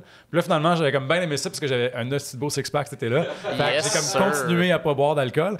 Puis finalement, ce soir-là, j'ai fait, OK, ça va me prendre une bière. Comme Fait que, un vrai humoriste. Mais c'est ça, mais le pire, c'est que c'est là que j'ai fait. Hey, mais je comprends que pour quelqu'un qui a des problèmes de consommation, ça va Oui, être vraiment. impossible parce que monter sur scène à jeun, moi, je l'avais beaucoup entendu de la part de musiciens, ça m'impressionnait beaucoup. Alors que moi, comme comédien, si je monte sur scène puis que j'ai bu un verre, ça peut peut-être aller, mais. Moi, tu sais, Ouais, non, plus que déparler ça. sur scène, esti, ou pas être sharp, puis ça marche pas. Moi, ça m'a toujours fasciné. En fait, j'aurais cru l'inverse. Que musicien, j'ai l'impression que c'est tellement précis Mais moi aussi. que l'alcool. Mais aussi, j'ai l'impression. Mais je pense. Complètement. Mais je pense que peut-être la différence, c'est très technique, mais tu sais, mettons, un musicien qui maîtrise sa guitare, c'est presque un second réflexe, Ouais. genre. J'ai l'impression, si on parle de musicien professionnel, alors que, mettons, je peux comprendre qu'un comédien, tu sais, même si t'es un super bon comédien, chaque rôle est une nouvelle identité, un nouveau personnage, Ouais. une nouvelle voix que tu dois adopter, un nouveau corps que tu dois Oui, en jouer. fait, tu sais, le travail sur lequel tu te reposes, oui, tu as toute ton expérience, tout ça, mais C'est ça. ultimement, c'est juste ton 120 heures de répétition. Tu sais, ce qui Exact. n'est pas tant que ça. C'est ça, fait que c'est finalement. peut-être pour ça que, contrairement, mettons, justement, à quelqu'un qui fait de la musique, que lui, sa guitare, c'est presque rendu une extension de lui, puis que ses tunes, il est fait peut-être depuis un méchant bout. Ouais, j'avoue, tu sais. Moi, c'est tellement de la magie noire pour moi, la musique. C'est ce que je comprends Vraiment. pas. Je suis comme. J'aimerais ça comprendre comment faire de la musique, là. C'est fou, raide. C'est C'est incroyable. tellement quelque chose qui me dépasse. Mais ouais, non, ça m'a vraiment fasciné à quel point ça. Genre, tu sais, mettons, je l'ai senti moi-même, ce besoin-là de détente. Tu sais, puis la pinte de bière, c'est juste parfait. C'est juste ce qu'il faut. Tu sais, moi, une pinte, j'étais comme parfait. Fait que je fais, ouais, quelqu'un, mettons, les humoristes sobres, là, tabarnak, props, parce que je sais pas comment vous faites. C'est comme. C'est wow, là. Mais moi, ce que j'ai remarqué par rapport à ça, avant, je faisais un peu comme tout le monde. Là. C'était comme, une bière gratuite, je vais prendre une bière avant le show. Maintenant, on dirait que je me suis donné un code de je veux plus boire avant le show, mais juste pour. Ben, first, pas que ça devienne une béquille sur le long terme. Mais aussi, on dirait qu'il y a une partie de moi qui s'est dit, mon track, c'est ça qui va donner mon énergie. On dirait que moi, c'est ça. Ça a été ça la logique. On dirait que je me suis dit, je veux pas. Puis autant que, mettons, à moins que je sois ultra fatigué, je veux pas pogner, mettons, une boisson énergente ou un café avant de monter sur scène, comme je veux pas pogner de l'alcool. On dirait que je veux juste pas fucker mon niveau d'énergie pour que ça fasse genre, ah ben gars, le Guillaume qui rentre sur scène, c'est le Guillaume, c'est ce qui est. Fait que s'il y a pas assez d'énergie, ben on va juste travailler pour y en donner plus. S'il y en a trop, on va travailler pour y en donner moins. T'es très straight edge. Ben, avant le show. Après, je me torche. Mais avant le show. Ah, c'est hot quand même. Et puis, ça fait-tu longtemps que t'as comme pris cette décision-là? Ça doit faire peut-être 2-3 ans. Je pense un peu avant la pandémie, là, parce que si je dis 2 ans, c'est pendant la pandémie, c'est crissement pas héroïque. Il y a beaucoup de monde pour qui pas boire pendant la pandémie, c'était quand même héroïque. C'est vrai. Oh mon Dieu. Toi, ça s'est-tu... Ça s'est-tu empiré ou... Ben moi, en fait, c'est que j'ai fait comme mes petits spectacles d'humour avant la pandémie. Fait que j'ai comme bu à ces moments-là, mais après ça, j'ai pas recommencé à boire non plus. Puis quand j'ai eu ma maladie, ma petite infection conne que le monde pensait que c'était un lymphome, ça, c'était juste au début de la pandémie. Puis là, j'ai fait, là, tabarnak, si je vais mourir. Si je peux mourir, on fait le party. Non, c'est ça. J'étais allé au resto avec mes amis. J'étais allé à mon resto préféré, qui est Elena, dans Saint-Henri, qui est une pizzeria incroyable. Puis je me rappelle que j'ai dit... la serveuse est arrivée, puis elle est comme, est-ce que vous voulez boire quelque chose? Là, je suis comme, non, je bois pas. Puis... Hey, fuck off, esti, je vais mourir. J'ai vraiment le goût de boire une hostie de bonne bouteille. Puis la serveuse, elle m'est arrivée avec une genre de bouteille à 130$. Puis elle est comme, excusez-moi, prends-toi. Je fais non, juste quelque chose de vraiment bon. Puis elle est arrivée avec une bouteille à 130$. Mon ami a fait, bon, c'est gâté. Je fais, en même temps, j'y ai dit que j'avais pas de restriction de budget. Mais en même temps, une serveuse qui entend un gars dire, ah, m'a mourir. Ah. J'en profite pour faire du type à soi. Ben oui. Là, puis à ce même souper-là, j'étais en train de dire à mes amis, bon, fait que là, tu sais, je sais que vous voulez avoir un enfant bientôt. Chez nous, c'est quand même assez grand. Je pourrais vous léguer mon condo. Oh mon Dieu. Puis les autres étaient comme genre... Mais malheureusement, ils n'ont pas hérité de mon condo. Ah, tristement. Ben, je veux dire, on est content. C'est qu'ils n'aient pas hérité de ton condo. Ben, il y a peut-être du monde qui aurait été content qui hérite de mon condo. Fait que, je sais pas. Mais ouais, alors c'était... Fait que j'ai recommencé à boire, puis j'aimais ça parce que j'étais comme... évidemment, je fais vraiment pitié. Mais je sortais les violons. Mais ma mère m'avait prêté le chalet pendant la pandémie. Fait que là, genre, je vivais au chalet avec mon chum, puis on était comme vraiment bien. Puis il y avait une place de bière de micro à Sherbrooke qui avait commencé à faire de la livraison à cause de la pandémie parce que la boutique était fermée. Fait que je pense que c'était genre tous les mercredis, on se faisait livrer une grosse caisse de dégustation de toutes les bières possibles et imaginables. Fait que nous autres, on dégustait des affaires. Mais je comprends ce feeling-là pour de vrai. Là. Surtout le feeling début de pandémie, PCU, oui. PCU Money. Oui. Là. Moi, j'étais comme, je vais-tu retravailler un jour? Ah, exact. Rendu là, on va en profiter. Là. C'était hors de la scène, c'était très... Ah, Qu'est-ce que je fais là? exact. Moi, j'avais la radio, mais tu sais, on s'entend, j'avais ma petite chronique radio tous les semaines, mais j'allais pas me mettre riche avec ça. On dirait que c'était à ce moment-là que j'ai réalisé la seule chose qui m'empêchait d'être alcoolique, c'était que j'avais pas le budget. C'était vraiment ça. Quand j'avais un 2000$ par mois, là, je m'en achetais de l'alcool. J'étais comme, yes sir, hostie. Ah oui, let's go. Rien d'autre à payer. C'est malin. Après ça, c'était quand même un beau... Des fois, je repense avec beaucoup de plaisir à ce genre 2 mois-là où, genre, j'étais comme... Je me lève le matin, puis je checkais le lac, puis j'étais comme, ah, peut-être que ça va caler aujourd'hui. Ah, non. Le lendemain, ah, ça a calé. Ah, il y a un jet bleu. C'était comme... J'étais vraiment redevenu un homme de 67 ans pendant 2 mois. C'était super. J'ai une question. Tu sais, t'es au chalet, tu sais, t'es chaud d'ail. T'es un auteur. Est-ce que ça a aidé, ce phénomène-là de l'auteur? Est-ce que t'es quelqu'un qui écrit souvent, régulièrement, t'es comme, tu te donnes 2 mois, t'écris ton livre, c'est là que t'as eu l'idée. Hey, bonne question. T'essaies-tu de voler ma job? C'est une très bonne question. C'est une très bonne question. Oui. J'écris pas dans le vide. Quand je m'assois pour écrire, j'ai un projet très, très, très, très clair en tête, puis je le fais. Fait que à ce moment, le pire, c'est qu'à ce moment-là, en fait, j'étais en train d'écrire parce que je travaillais sur Haute Démolition, début 2020. Ouais, je travaillais sur Haute Démolition. Fait que ça a quand même aidé parce que j'ai eu du calme, puis j'ai réussi à me... je sais qu'il y a des gens pour qui c'était très paralysant, la pandémie, les auteurs. J'ai beaucoup de monde qui ont dit ça. Moi, j'aimais ça parce que j'avais beaucoup moins de distractions puis de bruit, puis ça m'a vraiment fait du bien.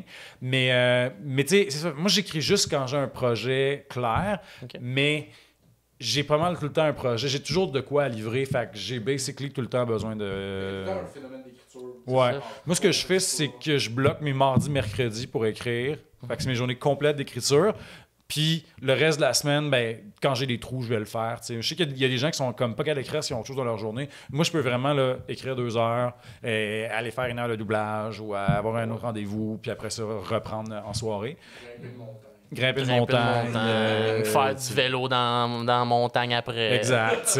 Beaucoup d'affaires dans la montagne, finalement. J'adore, mais j'aime beaucoup. Très montagne. J'aime beaucoup les montagnes. Mais, ouais, mais par contre, niveau bière et écriture, moi aussi, j'essaie de pas trop écrire sous l'influence, mais une bière ou 2, là, quand je suis à la fin de ma journée d'écriture, ça aide en ça peut être le fun, oui, ça lousse en maudit. Je le vois des fois, là, si je me relis le lendemain, je peux comme voir quand la 3e bière embarque. Exact. À partir de là, il n'y a plus grand-chose. Et des fois aussi, moi, ce que j'aime faire, écrire batté, j'ai de la misère, mais me relire batté, j'aime vraiment ça. Ça aide? Ah ouais? Ça m'aide beaucoup. Okay. J'adore ça. Ça aide à quoi?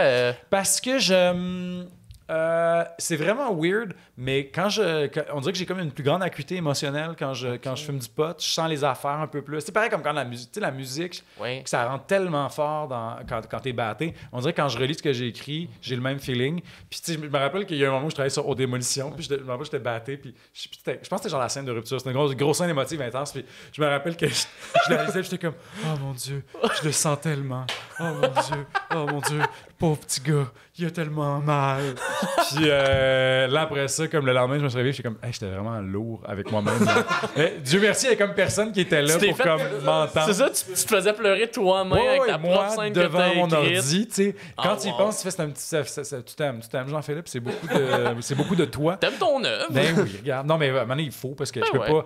Hey, c'est pas... Tu sais, mettons, je suis très autocritique de ce que je fais, mais c'est pas vrai que quand j'envoie de quoi à mon éditeur, je suis pas sûr si c'est bon. Non, si je suis pas sûr si c'est bon, je lui envoie pas. Exact. Il y a pas d'affaire de... Genre, le doute, il me sert quand je suis en train de travailler sur mon truc. Mais à un moment donné, faut que je sois... Tu sais, genre, ça prend des...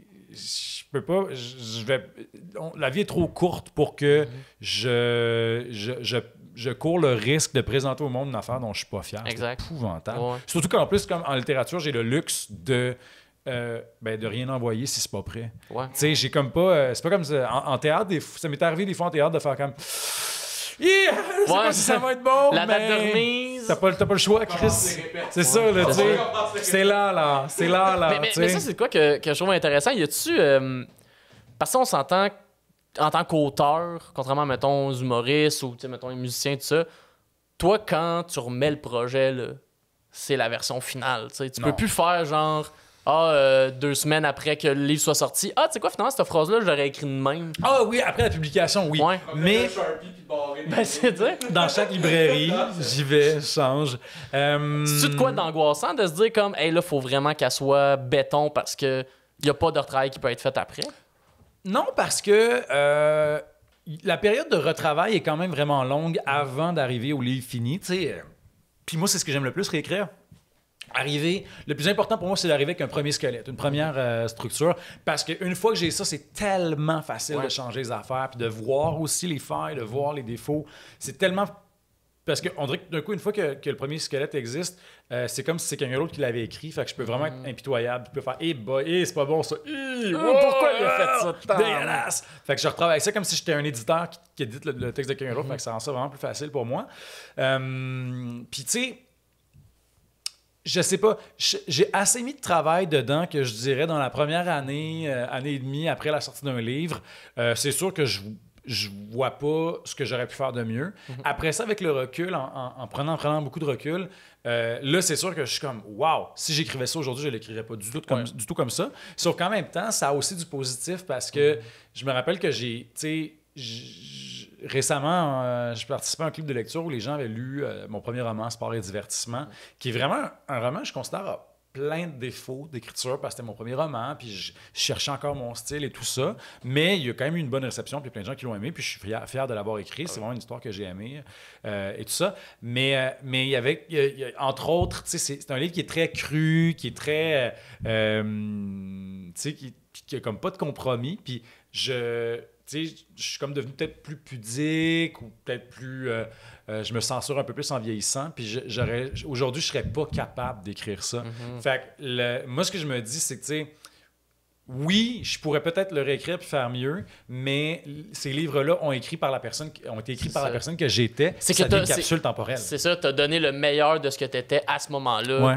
Mais c'est normal que, mettons, 2 ans plus tard, tu sois plus cette personne-là. Ouais. Puis ça veut pas dire que c'est meilleur ou moins bon, c'est juste que c'est comme une autre couleur. Puis moi, je pourrais pas... Tu sais, on parlait de Royal tantôt. Je pourrais pas réécrire Royal aujourd'hui. Ben, aussi pour d'autres raisons de type les scènes de cul ont pas de calice de sens. Mais tu sais, juste que, mettons, cette disons, acuité émotionnelle-là que j'avais quand je l'ai écrit. Tu sais, aujourd'hui, je pense que je suis peut-être plus équilibré mentalement, ce qui fait que je ressentirais pas le besoin d'aller aussi intensément dans quelque chose de dark comme je l'ai fait avec Royal, tu sais. Fait que c'est une drôle d'affaire. Moi, j'aime ça, justement, avoir ces affaires-là qui restent immuables dans le temps puis qui ne bougent pas. Parce que tu vois, en théâtre, par exemple, après ça, une fois que le show est fini, il reste le texte puis il ne bougera plus. Exact. Mais tu sais, moi, j'ai déjà fait des affaires, genre, arriver à mes acteurs le lendemain de la première, faire « Ouais, j'ai réécrit la scène finale. Est-ce que j'en envoie un courriel à 9h le matin? » Je suis comme « Est-ce que vous pouvez apprendre ça pour ce soir, 5h? Je ferai un petit raccord avant le show si vous êtes à l'aise. » Puis là, ils sont comme... OK. Puis je suis comme, j'arrive vraiment plus à me dire non, mais ils sont troopers, ils veulent, puis ça. Justement, je suis là, il est 5h, je replace la scène, puis merci, bonsoir, tu sais. Moi, je suis un malade, genre, j'aime ça, travailler longtemps, beaucoup, m'assurer que ça va mieux. C'est pour ça aussi que je trouve ça, mettons, je trouve ça vraiment, vraiment un luxe que les humoristes font, de pouvoir travailler un numéro tellement longtemps. Ouais, mais c'est à la fois un luxe, mais on dirait qu'il y a une partie de moi, des fois, qui voit ça un peu aussi comme... On dirait qu'il y a un point où ça devient plus un luxe, puis ça devient, on dirait, une espèce de... c'est quand je vais avoir un produit fini. Moi, on dirait que c'est quelque chose qui m'a souvent angoissé en humour, l'espèce de côté de ça peut tout le temps être meilleur, fait que tu veux tout le temps trouver la joke que tu peux changer. Puis à un moment, il a comme fallu que je réalise, ouais, mais tu sais quoi, peut-être qu'en ce moment, ce texte-là, c'est ça la meilleure version. Ouais, c'est un truc récurrent, ça, chez les humoristes. Est-ce qu'il y a des gens qu'à un moment donné, il faut qu'ils se le fassent dire de... Là, tu sais, arrête d'essayer de rendre ton affaire meilleure, fais des nouvelles affaires. En fait, j'ai l'impression que souvent, c'est le deadline, en fait. J'ai l'impression que souvent, ça va être le... S'il y a une captation, s'il y a un show, ou juste si t'as fait, mettons, ben là, je présente mon 60 minutes, ben là, hey, gars, tu sais, il y a des numéros peut-être là-dedans qui ont été super rodés, il y a peut-être aussi des numéros là-dedans qui c'était comme... Ben là, gars, il fallait que je le mette dans le 60, ça va être ça la version qu'on va crisser dedans. Mais on dirait que... Puis là, je parle de mon expérience, là, peut-être que d'autres humoristes auraient une vision extrêmement différent de la chose, mais des fois j'ai l'impression qu'il y a beaucoup de numéros qui terminent par un ben là faut le présenter, là faut qu'on fasse de quoi, puis au pire on réécrira pour la prochaine représentation. Mais ce qui fait que justement, contrairement, mettons, le théâtre, l'écriture, les livres, on a comme moins cette finalité là de comme c'est ça l'œuvre. Mais en même temps, c'est malade parce que ça en fait un objet qui est en mouvement constant. Ouais. Ça, c'est vraiment c'est ce que j'aime. Mais tu sais, en même temps, moi, c'est ce que j'aime de la musique, c'est quand tu vas voir un show live, ils peuvent réinterpréter une chanson. Ouais. Exact. Mais en même temps, la littérature, tu peux pas. Ouais. Moi, c'est plus ça qui me... En fait, c'est ça. Ouais, c'est nice parce que la musique a les deux. On dirait que la musique a les deux. La musique il y a l'album qui peut être final, mais le show live qui peut tout le temps être en évolution. Ouais. Mais c'est pour ça que j'aime le théâtre, parce que tu peux ressortir des fois un texte puis le remonter 20 ans après, puis ça va dire autre chose, ça va être présenté différemment, la langue va être différente, visuellement ça va être différent, ça va être 2 acteurs qui vont le jouer différemment. Fait que ça, c'est pour ça que j'aime autant faire du théâtre. Puis que je continue d'en faire, même si des fois j'ai trop de chapeaux. Le chapeau. Cet homme est trop occupé. Ouais, des fois. Mais écoute, je fais ce que je peux. C'est correct. Ouais. Ben justement, vu qu'on parle de théâtre, t'as joué justement au TNM, dans deux grosses productions particulièrement. Cyrano, ainsi que l'École des femmes. Ouais! Yes, je les ai eus, esti. Bien fait de mes recherches. Ouais, c'est recherche. Mais je me demandais, c'est comment comme acteur de jouer justement ces grosses pièces-là qui ont on s'entend beaucoup de vécu, beaucoup d'attentes, on dirait, autour. C'est comment comme acteur de te faire dire, t'es dans cette pièce-là, tu dois livrer ce rôle-là? C'est une bonne question. Il y a quelque chose de... On dirait que c'est pratiquement comme... c'est comme un passage obligé. Tu fais on dirait que pour moi, c'est une affaire de. Ça fait de moi un vrai acteur parce que je suis en train de faire une affaire que tout le monde fait. Ouais. C'est comme. On dirait que. C'est comme un parcours de ski acrobatique. C'est que tout le monde fait la même affaire. Ça va être toi, comment est-ce que tu réussis à bien le faire? Comment est-ce que tu réussis à montrer que tu as ta façon unique à toi de le faire? Puis aussi, moi, dans certains cas, tu sais, mettons, je pense à Cyrano de Bergerac, c'est une pièce que j'avais lue, que j'aimais beaucoup. Il y a quelque chose de vraiment le fun parce que tu as un autre rapport. T'sais, mettons, je me rappelle que j'avais beaucoup aimé ça quand je l'avais lu, j'avais trouvé ça super touchant. Puis là, on dirait que de l'incarner sur scène, comment je peux dire ça sans que ça ait l'air super quétaine, c'est que tu as l'impression d'être un peu traversé par l'œuvre, de la porter. C'est super beau, émotionnellement, ce que ça peut faire. Je trouve ça vraiment le fun. Puis, il y a aussi parfois juste ça revient un peu à ce que je disais sur le ski boss, mais le défi technique. Dans certains cas, par exemple, maintenant je pense à quand je jouais à l'École des femmes, comme c'était un rôle de jeune premier, c'est quand même c'est une partition qui est quand même exigeante, tout ça. Fait que, comment est-ce que tu le fais? En plus, ça, c'est de l'alexandrin. Fait que là, c'est compliqué. Il faut que tu joues avec les vers. Il faut que tu trouves ta façon de trouver ton naturel là-dedans. C'est comme essayer de faire un puzzle un peu. Puis tu fais, OK, comment est-ce que moi, je vais réussir à trouver ma façon de le faire? Puis en apportant ta petite touche pour faire comme mon interprétation à ce petit edge-là. Ouais, c'est vraiment spécial. Fait que t'es à la fois au service de quelque chose, mais t'essayes aussi, toi, de te distinguer à l'intérieur de ça, puis de faire « Hey, regardez, j'ai quelque chose de nouveau puis différent à apporter à ça. » Puis ce que j'aime beaucoup aussi, c'est tout le temps, quand on travaille sur un texte qui a un certain âge, plus collectivement, là, je parle tout le monde ensemble, puis c'est la job du metteur en scène surtout de faire ça, c'est de faire « OK, qu'est-ce qui est encore pertinent là-dedans? Pourquoi est-ce qu'on remonte ça encore aujourd'hui? Qu'est-ce qu'on peut faire pour que ça parle au monde? Qu'on le fasse pas juste pour dire Cyrano de Bergerac sur le site. Ça n'a aucun intérêt pour moi. Il faut que tu trouves une façon de rendre ça pertinent. Tu sais, je repense par exemple à l'École des femmes, mettons que j'avais joué. C'était tellement fun parce que c'est une comédie qui a 400 ans sur un gars fucking contrôlant qui pense que s'il fait élever une fille, c'est quand même vraiment trash, là. Le gars, il prend une petite fille de 5 ans, il la met dans un couvent, puis dès qu'elle est majeure, il la sort de là, puis il s'imagine que vu qu'elle a grandi dans un couvent puis qu'elle n'a jamais vu d'homme, elle va faire tout ce qu'il veut, puis elle va être bien obéissante. Puis finalement, il se rend bien compte que son plan était con, puis que tu peux pas faire de quelqu'un ce que tu veux qu'il soit, tu sais. Mais ça, justement, c'est comme... C'est une dynamique qui existe encore aujourd'hui. Le monde vont essayer de garder un contrôle complet sur leur vie, vont trop être angoissés, puis vont vouloir tout contrôler, puis ils se rendent compte que finalement, non, je pense que la chose qui a créé le plus de lesbiennes ou de bisexuels, c'est les écoles uniquement pour filles. Ah mon Dieu! Toute cette exploration dans les dortoirs. Non, mais dans j'en doute pas. Ben, beau statement. Non, mais beau statement que j'ai déjà entendu, là, que du monde que je connais, ça, qui ont vécu drôle. ces écoles-là, m'ont déjà parlé à quel point. Tu sais, l'idée, c'est supposé être comme vous ne connaîtrez pas ça, le signe de la sexualité, vous ne verrez pas les jeunes garçons. Puis au final, c'est juste comme. Tant mieux. On va s'amuser entre nous. Yes. Ou sinon, on va juste être encore plus... Quand on va sortir de là, on va juste encore plus ça voir va être des horny gars, sur là. un moyen temps, là. C'est ça, là. C'est que on dirait que ça crée tout sauf l'effet voulu. Ouais. C'est vraiment C'est ça vraiment crée bon. tout sauf ce que tu voulais faire au C'est départ. drôle. Fait qu'au final, laisse-les juste vivre leur vie, câlisse. Exact. Voilà, c'était ça mon bold statement. C'est un très bon point. Mais bref, fait que moi, j'aime beaucoup ça, voir comment on peut. Puis aussi, moi, je trouve que c'est le fun parce que ça nous apprend des trucs sur l'expérience humaine. Tu fais, tu sais, des fois, je lis, là, mettons, mettons, Shakespeare, c'est comme un lieu commun, mais il y a des affaires là-dedans que tu lis, puis tu fais, tabarnak, je peux pas croire que ça. Comme que ça, je peux lire quelque chose qui a été écrit il y a aussi longtemps puis que ça me parle autant à mon expérience de gars de 33 ans à Montréal, tu sais, alors que ça a traversé des siècles et des siècles. C'est quand même impressionnant. Je trouve ça le fun. Ouais. Je trouve ça, ça m'a fait penser à une question qui diverge un peu de celle que j'ai posée avant, mais toi, c'est quoi les formes d'art tu trouves qui te touchent le plus puis ceux que tu trouves qui te touchent pas du tout? Parce que...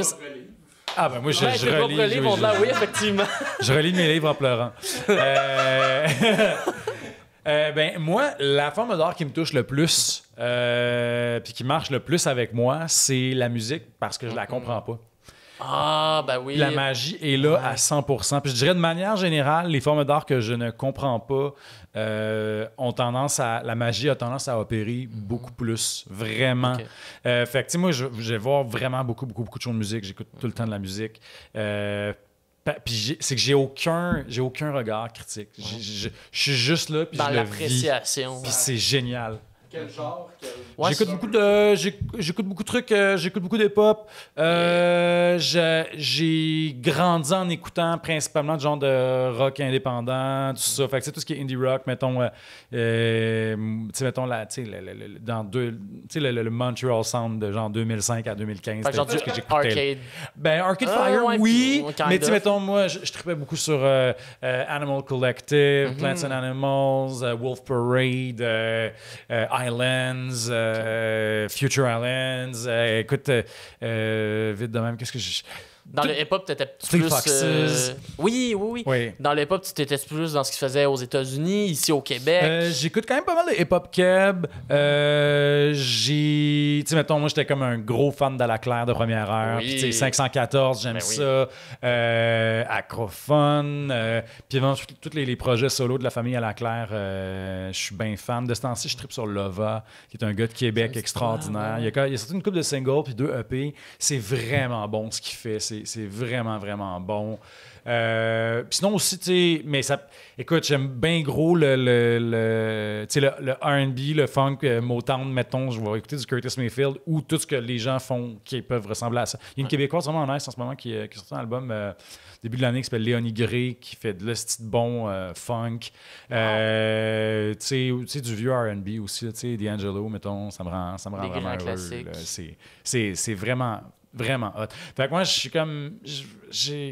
J'ai vraiment du fun à écouter de la musique. Puis, tu sais, même des fois, je ne check pas nécessairement la programmation activement, mais j'ai des amis qui vont m'inviter, je vais aller à l'OSM, puis je suis comme, je comprends rien, puis j'aime ça. Ben oui. Genre, je peux pas être critique, je peux pas analyser ce qui est fait. Je fais juste comme profiter de la magie, tu sais. Ouais. Après ça, tu sais, des formes où je comprends les ressorts. Tu sais, quand ça marche, ça marche. Là, tu sais. Exact. Lire un bon show de théâtre, quand ça marche, j'embarque. Le cinéma, j'embarque. Lire un bon livre, j'embarque. Ben oui. Mais en fait, c'est intéressant parce que tu vois, la littérature a quand même beaucoup plus marché pour moi. Puis pendant longtemps même, j'avais plus de misère à embarquer au théâtre. Avant d'écrire des romans, je disais à tout le monde que j'avais aucune envie d'écrire un roman parce que je savais pas comment ça marchait. Parce que moi, je lisais des livres, justement, puis je trouvais ça magique parce que j'avais... Tu sais, vu que j'ai étudié en théâtre, je vois un texte de théâtre, puis je comprends, tu sais, je suis comme, OK, pour montrer ça, comment on fait, OK, je vois la dynamique. Tu sais, on dirait que je suis comme très dans l'analyse de comment c'est construit, puis comment on présente la pièce. Pour moi, un roman, c'est que la magie, quand ça marche, là, c'est comme il y a quelque chose de tu sais, pour moi, ça relève de la magie un peu. Ouais, tu sais. ouais. Là, maintenant, en faisant, Tu comprends un peu plus les codes. Ouais. C'est Après ça. ça, tu sais, chaque auteur a sa façon de travailler, fait que c'est toujours unique, tu sais. Ouais. Mais ouais, définitivement, moi, je pense que la musique reste vraiment au top. La danse m'impressionne quand même pas mal aussi. Je vais pas en voir tant que ça, mais comme la danse, c'est vraiment impressionnant parce que justement, encore là, je saurais pas comment faire. Ben non, vraiment. Je trouve ça super beau quand c'est bien fait, quand c'est impressionnant. Tu sais, je suis comme. Moi, ça relève. Moi, je dis toujours, je parle de magie noire. Quand c'est une forme d'art que je ne comprends pas, C'est pour de moi, la magie. c'est de la magie noire. Tu sais. Fait que ça, puis moi, je dirais pas que c'est magique et incroyable à chaque fois, mais je milite beaucoup aussi pour qu'on considère les jeux vidéo dans Oui. la masse de Hey, 100%. Là. la culture at large et dans certains cas qu'on puisse considérer ça comme de l'art. Je dis pas que tu sais Angry Birds c'est une œuvre d'art. Non, mais comme je veux dire, il y a de la musique qui est très populaire. Ouais, puis qui n'est pas nécessairement du grand art, mais qui peut l'être aussi. Mais même, j'ai eu une réflexion. Je pense que j'en avais déjà jasé avec quelqu'un, mais tu sais, des fois, ce qu'on considère comme grand art ou pas grand art. Moi, à un moment donné, il y a un truc que je me suis dit, j'étais comme, tu sais, la musique, pas la musique, mais l'art en général, c'est fait pour faire vivre une émotion. Ouais. Tu sais, j'ai l'impression que le baseline de la chose, c'est quand tu t'assises à de l'art, c'est de vivre une émotion. Puis, à un moment donné, je me suis dit, tu sais, être heureux, c'est une émotion. Là. Absolument. Tu sais, Sean Paul, là, quand il chante Get Busy, il te fait vivre l'émotion. Ah oui. Non, mais il te fait vivre une émotion de tu te sens sexy puis t'as envie de danser. Non, moi, je suis ouais. all-in pour ça, là, Puis vraiment. genre, fait que dans ma tête, c'est comme peut-être que ce n'est pas genre les grands auteurs-compositeurs, mais Chris, c'est de l'art ce qu'il fait. Après ça, tu sais, moi, je pense que là où t'as le vrai génie, c'est quand quelqu'un arrive à marier les deux. Tu sais, mettons, Ouais. Beyoncé, je trouve que c'est malade parce que tu peux me faire danser en tabarnak, mais t'es aussi en train de faire une esti de gros statement politique en même temps. Exactement. Ça, pour moi, c'est de l'hostie C'est de du- génie. ouais, Tu sais. Ça, voilà. c'est vraiment, C'est c'est du vraiment A1. génial. Mais tu sais, moi, j'ai eu des expériences, par exemple, de jeux vidéo qui me faisaient vivre une expérience forte, me faisaient T'as-tu réfléchir à des l'expérience exemples humaine. à jaser? Ben, tu sais, ça va être probablement, je pense que je vais pas étonner personne, mais tu sais, The Last of Us. Oui, Hey, c'est un grand classique. Pour moi, c'est du grand storytelling. Moi, la preuve que tu sais que c'est de l'art, puis je comprends pas pourquoi personne ne l'attribue plus, c'est le cinéma veut se l'approprier. Ouais. Exact. C'est une forme d'art qui regarde ça et qui fait ben, on veut refaire ça. Ouais. Ben oui. Non, tu peux pas le refaire. Non. Et c'est impossible, tu peux pas parce que moi j'avais déjà vu beaucoup d'essais, mettons, sur YouTube qui expliquaient pourquoi souvent, mettons, des grands jeux vidéo, quand tu essaies de les refaire en cinéma, ça marche pas. Puis c'est l'affaire, c'est que c'est comme. Tu prends un art qui a tellement de possibilités, tu prends un art où tu es carrément investi Il y a du activement. gameplay, il y a du- Ben, mais ça, il y a du gameplay. Tu sais, l'histoire est bonne, la cinématographie est bonne, mais là, en plus, t'impliques directement le spectateur. Et là, t'essaies de lui recréer cette forme artistique-là en lui enlevant des éléments. Je suis très inquiet par rapport à l'adaptation de The Last of Us. Tu sais, ça va Ouais. être bon. Je sais pas, j'adore Pedro Pascal, mais. Mais je pense que rendu là, pis ça devrait peut-être être à la limite comme ce que t'as fait avec Haute Démolition. Tu sais, que ce C'est le soit fun. pas on fait un jeu vidéo en film, on étend l'univers-là. Eux, ils avec sont un vraiment film. dans la reproduction. Mais Là, c'est écoute, ça on voit qui les fait peur, plans. là. Mais ça, l'affaire. Ah oui, Uncharted, c'était un cauchemar. là. Ouais, aussi. Mais les Tom Holland peut pas tout sauver. Ouais, c'est ça. Mais l'affaire aussi, c'est que des fois, tu sais, le fandom aussi peut être tellement toxique. Puis des fois, quand tu fais le moindre écart ou tu essaies de réinventer la moindre chose, c'est comme si les gens refusent. Tu sais. Fait que ça, c'est. Ce qui est tellement ridicule, ce qui est ridicule. Ouais. Mais le pire, moi en ce moment, je suis sur un gros trip de Witcher 3. Ah oui, ben ça, c'est extraordinaire. Mais Witcher je pense que aussi. c'est l'affaire, puis justement, ça va un peu avec les adaptations. Je pense que ce que j'adore de la série de Witcher, c'est que t'as la série de livres qui raconte quelque chose, t'as les jeux vidéo qui racontent quelque chose, et t'as la série Netflix qui raconte quelque chose. C'est une autre histoire, j'ai pas écouté assez. Ben, je pense que la série Netflix va plus s'adapter des livres. OK. Ce qui, selon moi, là, déjà fait plus de sens parce que ben, t'ajoutes des éléments visuels à de quoi qui avant était juste écrit. Mais mettons, les jeux vidéo Witcher, ça, c'est des affaires qui ont zéro rapport au livre. C'est des continuations de l'univers Witcher. Puis ça, je trouve ça encore plus intéressant parce qu'on dirait que ça fait juste genre, hey, si j'ai aimé les jeux vidéo, je peux aller lire les livres, en apprendre encore plus, pas juste me faire raconter la même histoire. Ah, c'est cool. Puis si après, sur ces histoires-là, j'ai envie de me mettre des images, puis de me mettre une belle réalisation, ben j'ai la série Netflix qui est incroyable. Ah, c'est hot, ça. Un autre jeu aussi qui m'a vraiment fait triper, qui est un jeu indépendant, pas gros succès, qui s'appelle The Outer Wilds. Oui, C'est ouais. tellement hot. Je parlais de mon obsession avec le soleil qui explose puis les coquerelles qui est revenu dans beaucoup de mes pièces et livres. Ça touche à ça aussi. C'est vraiment bon. Puis, tu sais, c'est un jeu pas très high budget, mais qui est assez bien développé pour que ce soit vraiment le fun. Puis c'est vraiment particulier. C'est un jeu d'exploration spatiale où on joue un personnage qui t'as comme un genre de vaisseau spatial très brinque-ballant, puis tu peux te poser à différents endroits dans le système solaire, puis il faut que tu cherches des traces d'une civilisation ancienne pour comprendre ce qui est en train d'arriver dans ton système solaire, parce qu'en fait, tu réalises que tu commences le jeu et peu importe ce que tu fais, après 21 minutes, le soleil explose, puis Oh shit. détruit tout, et tu reviens au début, puis tu réalises que tu es dans un time loop. Et là, fait que le but du jeu, c'est pas nécessaire, c'est pas de faire quelque chose. Oui, il faut que ça soit quelque chose de particulier, mais t'as aucun effet possible sur le monde. Tout ce que tu peux, c'est amasser les indices. Puis tu as une séquence d'événements. Le but du jeu, ultimement, pour gagner, il faut que tu fasses la bonne séquence d'événements à l'intérieur du 21 minutes que tu peux découvrir uniquement en ayant Réessayer. cherché, trouvé, tout C'est ça. ça. Parce que si tu veux, tu peux vraiment checker un walkthrough et réussir le jeu en 21 minutes la première fois. Sauf que là, c'est le plaisir de la découverte. Puis ce qui est vraiment intéressant, c'est que tu sais, derrière des mécaniques de jeu très simples puis un style visuel relativement simple, tu as des réels... Tu sais, ça soulève des réelles questions sur... mettons, quelle est notre place dans Dis-le, l'univers? dis-le. Nous sommes petits. Quel est le sens de la vie? Fait que, ouais, c'est quand même fou. Moi, j'ai vraiment pogné mon 2 minutes quand je me suis rendu compte que ce jeu-là pouvait me faire vivre des affaires aussi oui. intenses. C'est vraiment cool. Ouais. Mais c'est ça, moi je pense que c'est d'où venait ma question là, de sais, j'ai remarqué, moi, il y a des formes d'art, ben, tu l'as nommé, la musique, le cinéma, que quand je vois du bon, ça va me faire vivre des émotions. Puis pour vrai qu'il y en a d'autres, comme, mettons, la peinture, qu'il y a du monde qui sont capables de vivre des émotions en regardant une peinture. Je sais pas pourquoi je suis pas capable. Et je me demande vraiment pourquoi. C'est-tu moi qui est pas... Non, mais ça dépend. T'as peut-être pas trouvé la bonne peinture. Peut-être Ouais, aussi, mais c'est vrai. pour de ouais. Parce que, mettons, moi, j'ai étudié en muséologie, puis c'était la préservation des œuvres. Puis Ouais. Tu me rentrais au musée d'art, d'art, tu sais, mettons, au musée des Beaux-Arts. Musée des Beaux-Arts, moi. Je tripais ma vie, j'aimais ça, tu sais, s'asseoir devant une peinture puis contempler pendant des demi-heures. Je l'ai fait, mais tu Damn. rentres dans le musée d'art contemporain, puis j'ai envie de tout brûler. Et moi, là, c'est tellement l'inverse. Ah, moi, je comprenais rien. Moi, une toilette en cire, j'étais genre. Ben, ça, non, je restais en feu. non, effectivement. Là. Effectivement, oui. Je veux dire, c'est pas tout dans l'art contemporain qui est bon, là. Il y a une recherche que j'étais pas capable d'aller faire dans l'art contemporain, que dans ce qui est plus traditionnel, je me retrouvais. Ouais. C'est vrai. Fait que tout est très relatif. Ouais, c'est ça l'affaire, c'est que je me dis, c'est clairement pas genre, il y en a un qui a raison, il y en a un qui a tort, c'est juste, il y a des formes d'art, on dirait, qui résonnent plus, puis genre, moi, des affaires comme. En fait, c'est bizarre, la peinture résonne pas avec moi, mais la sculpture résonne. Ah, Je c'est sais pas intéressant, pourquoi. ça.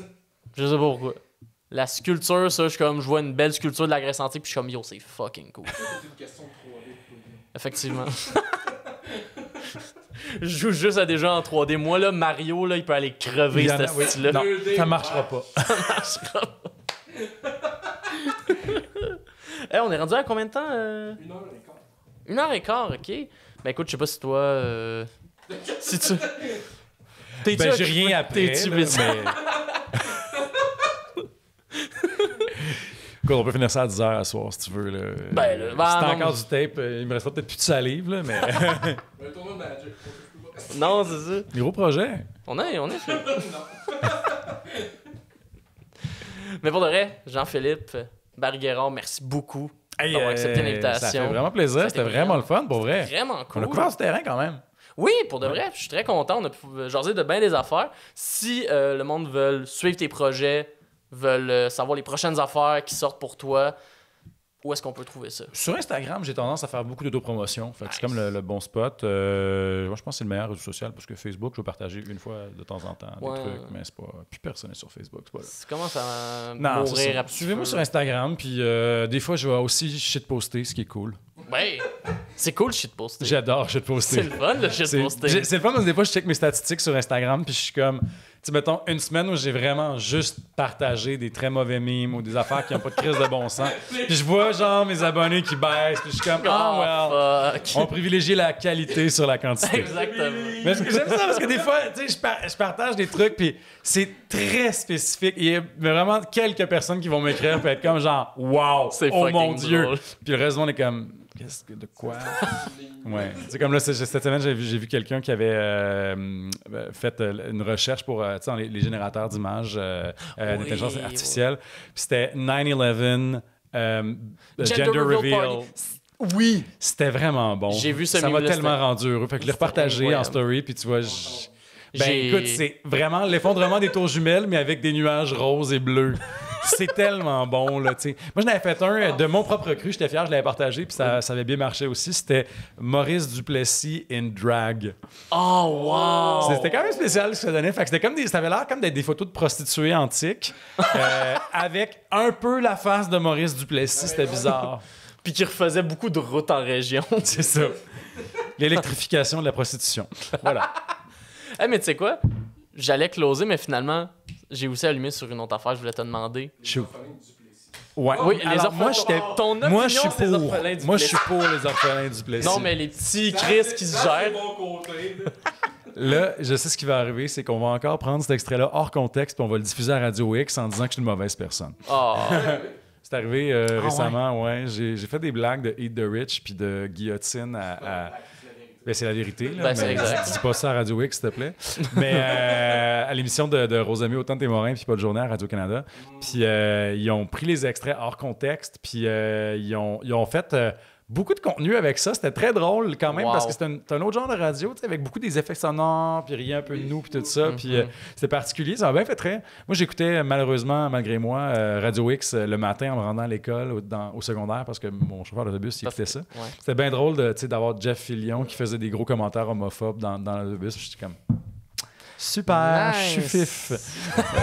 Mais bref, je me suis perdu. Où est-ce que je m'en allais avec ça? Moi, là? Ben, moi, je veux juste dire, Radio X, on va manger riche, puis quand ça va arriver, on va s'en coller, c'est de vous. Ah, c'est ça qu'on Parce que vous valez pas la peine. Fait que c'est ça, bref, ouais, tu veux dire que c'est ça. Ils vont prendre ça hors contexte, puis je vais être un ennemi public numéro 1. Gars, être l'ennemi public numéro 1 de Radio X, à un moment donné. Mais non, C'est flatteur. c'est très flatteur. Mais justement, ce que j'avais demandé, parce que dans tous tes livres, s'il y a comme une tangente qu'on voit souvent, c'est que tu vas prendre un univers puis tu vas l'explorer à fond. Tu sais, tes premiers livres, c'était le milieu du théâtre, le milieu des avocats, le milieu de l'humour avec Code Démolition. Je me demande, y a-tu des milieux en ce moment que t'as pas encore explorés? Puis que tu te dis sûrement, j'imagine, hein? J'aimerais ça savoir c'est quoi les milieux que dans ta tête, t'es comme, je suis pas encore allé là, puis ça m'intéresse. Ce que je peux dire aussi, c'est que mon prochain, c'est pas sûr encore, mais ça va je vais peut-être être un peu moins dans cette affaire-là de rentrer dans un milieu. C'est bien Ben correct. oui et non, c'est-à-dire que oui, quand même. Disons que ça va être moins une plongée dans un univers comme ça, mais il y en aura un peu quand même. Mais moi, j'aime vraiment tout le temps ça parce que c'est le fun. Aussi, la recherche est plaisante pour moi, tout ça. Moi, une affaire que je veux faire absolument, c'est certain, et ça va arriver un jour, c'est un truc qui se passe en politique parce que c'est tellement riche, il y a tellement de choses à faire là-dedans. Ben oui. Je pense que ça peut être vraiment cool. Si tu veux, j'ai le numéro de Mario Dumont. Ah, yes! Ça va combiner un peu tout. Tu sais, il y a des humoristes qui se lancent en humour, Ouais. puis une espèce d'influence, les avocats. La business, beaucoup de tout. choses associées à Ouais.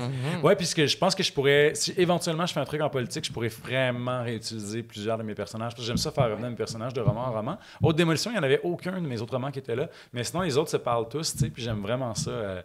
Faire répondre ces affaires-là. Ouais. Sinon, la politique, c'est vraiment cool. Sinon, tu sais, je sais pas quelle histoire je pourrais raconter, puis tout ça, mais tu sais, en côtoyant dans le sport des athlètes de haut niveau, des gens qui, mettons, dévouent leur vie complète. En escalade, on le voit beaucoup, là, des gens dont c'est toute la vie. Genre, l'univers professionnel est fait uniquement en fonction de ça. Tu sais, mettons, les gens vont se trouver une job qu'ils peuvent faire remote, puis ils vont vivre dans leur van, ils vont passer l'été à Squamish.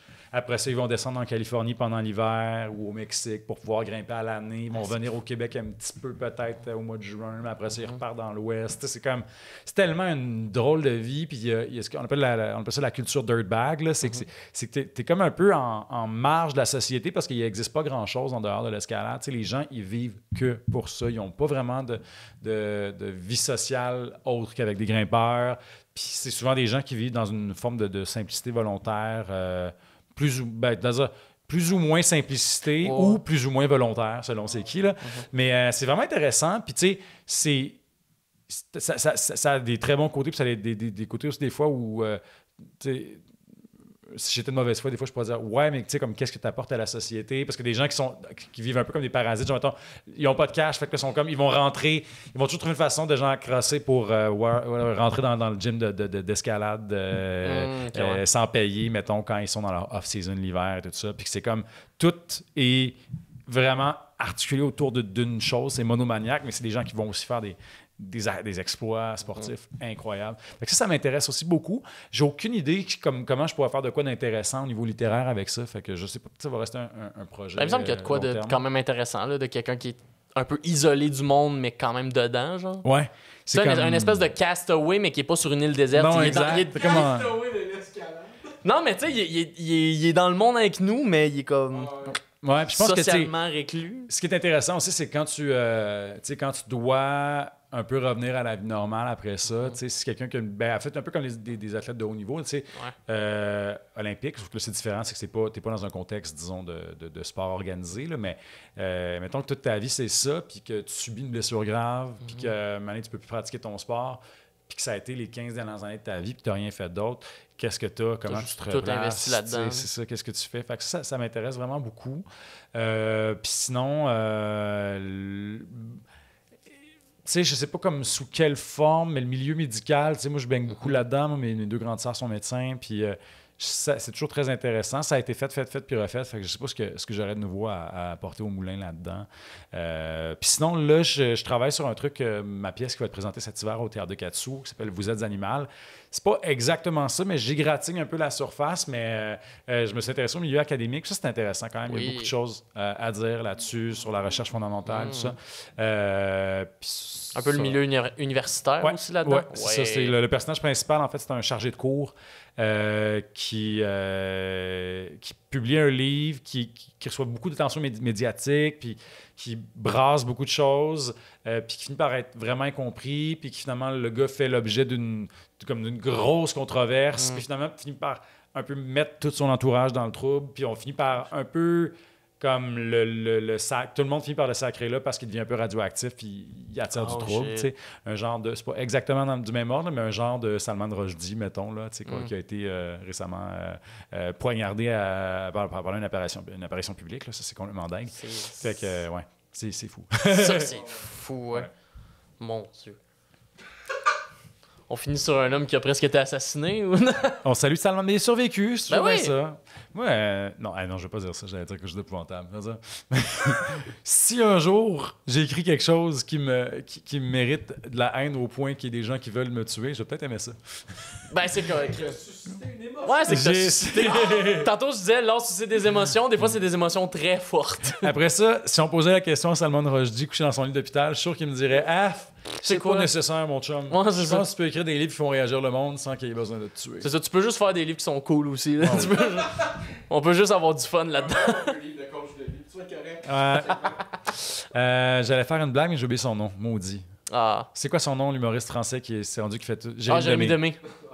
Voilà. Ça aurait été bon. Si j'avais eu la présence d'esprit de me souvenir du nom de Jérémy Demé, j'aurais sûrement pu faire une blague. T'es-tu en train de me dire que le nom Jérémy Demé n'est pas le premier mot le premier nom qui te pop à l'esprit? Mais il fait encore du stand-up, Jérémy Demé? Je pense que. Wow. Je vais dire malheureusement oui. Je vais me faire, oui, en fait. Okay. Il en fait. On le salue. On lui dit Il nous allô. écoute. Tu sais quoi? C'est comme ça qu'on va finir l'épisode. Yes. Allô, Jérémy.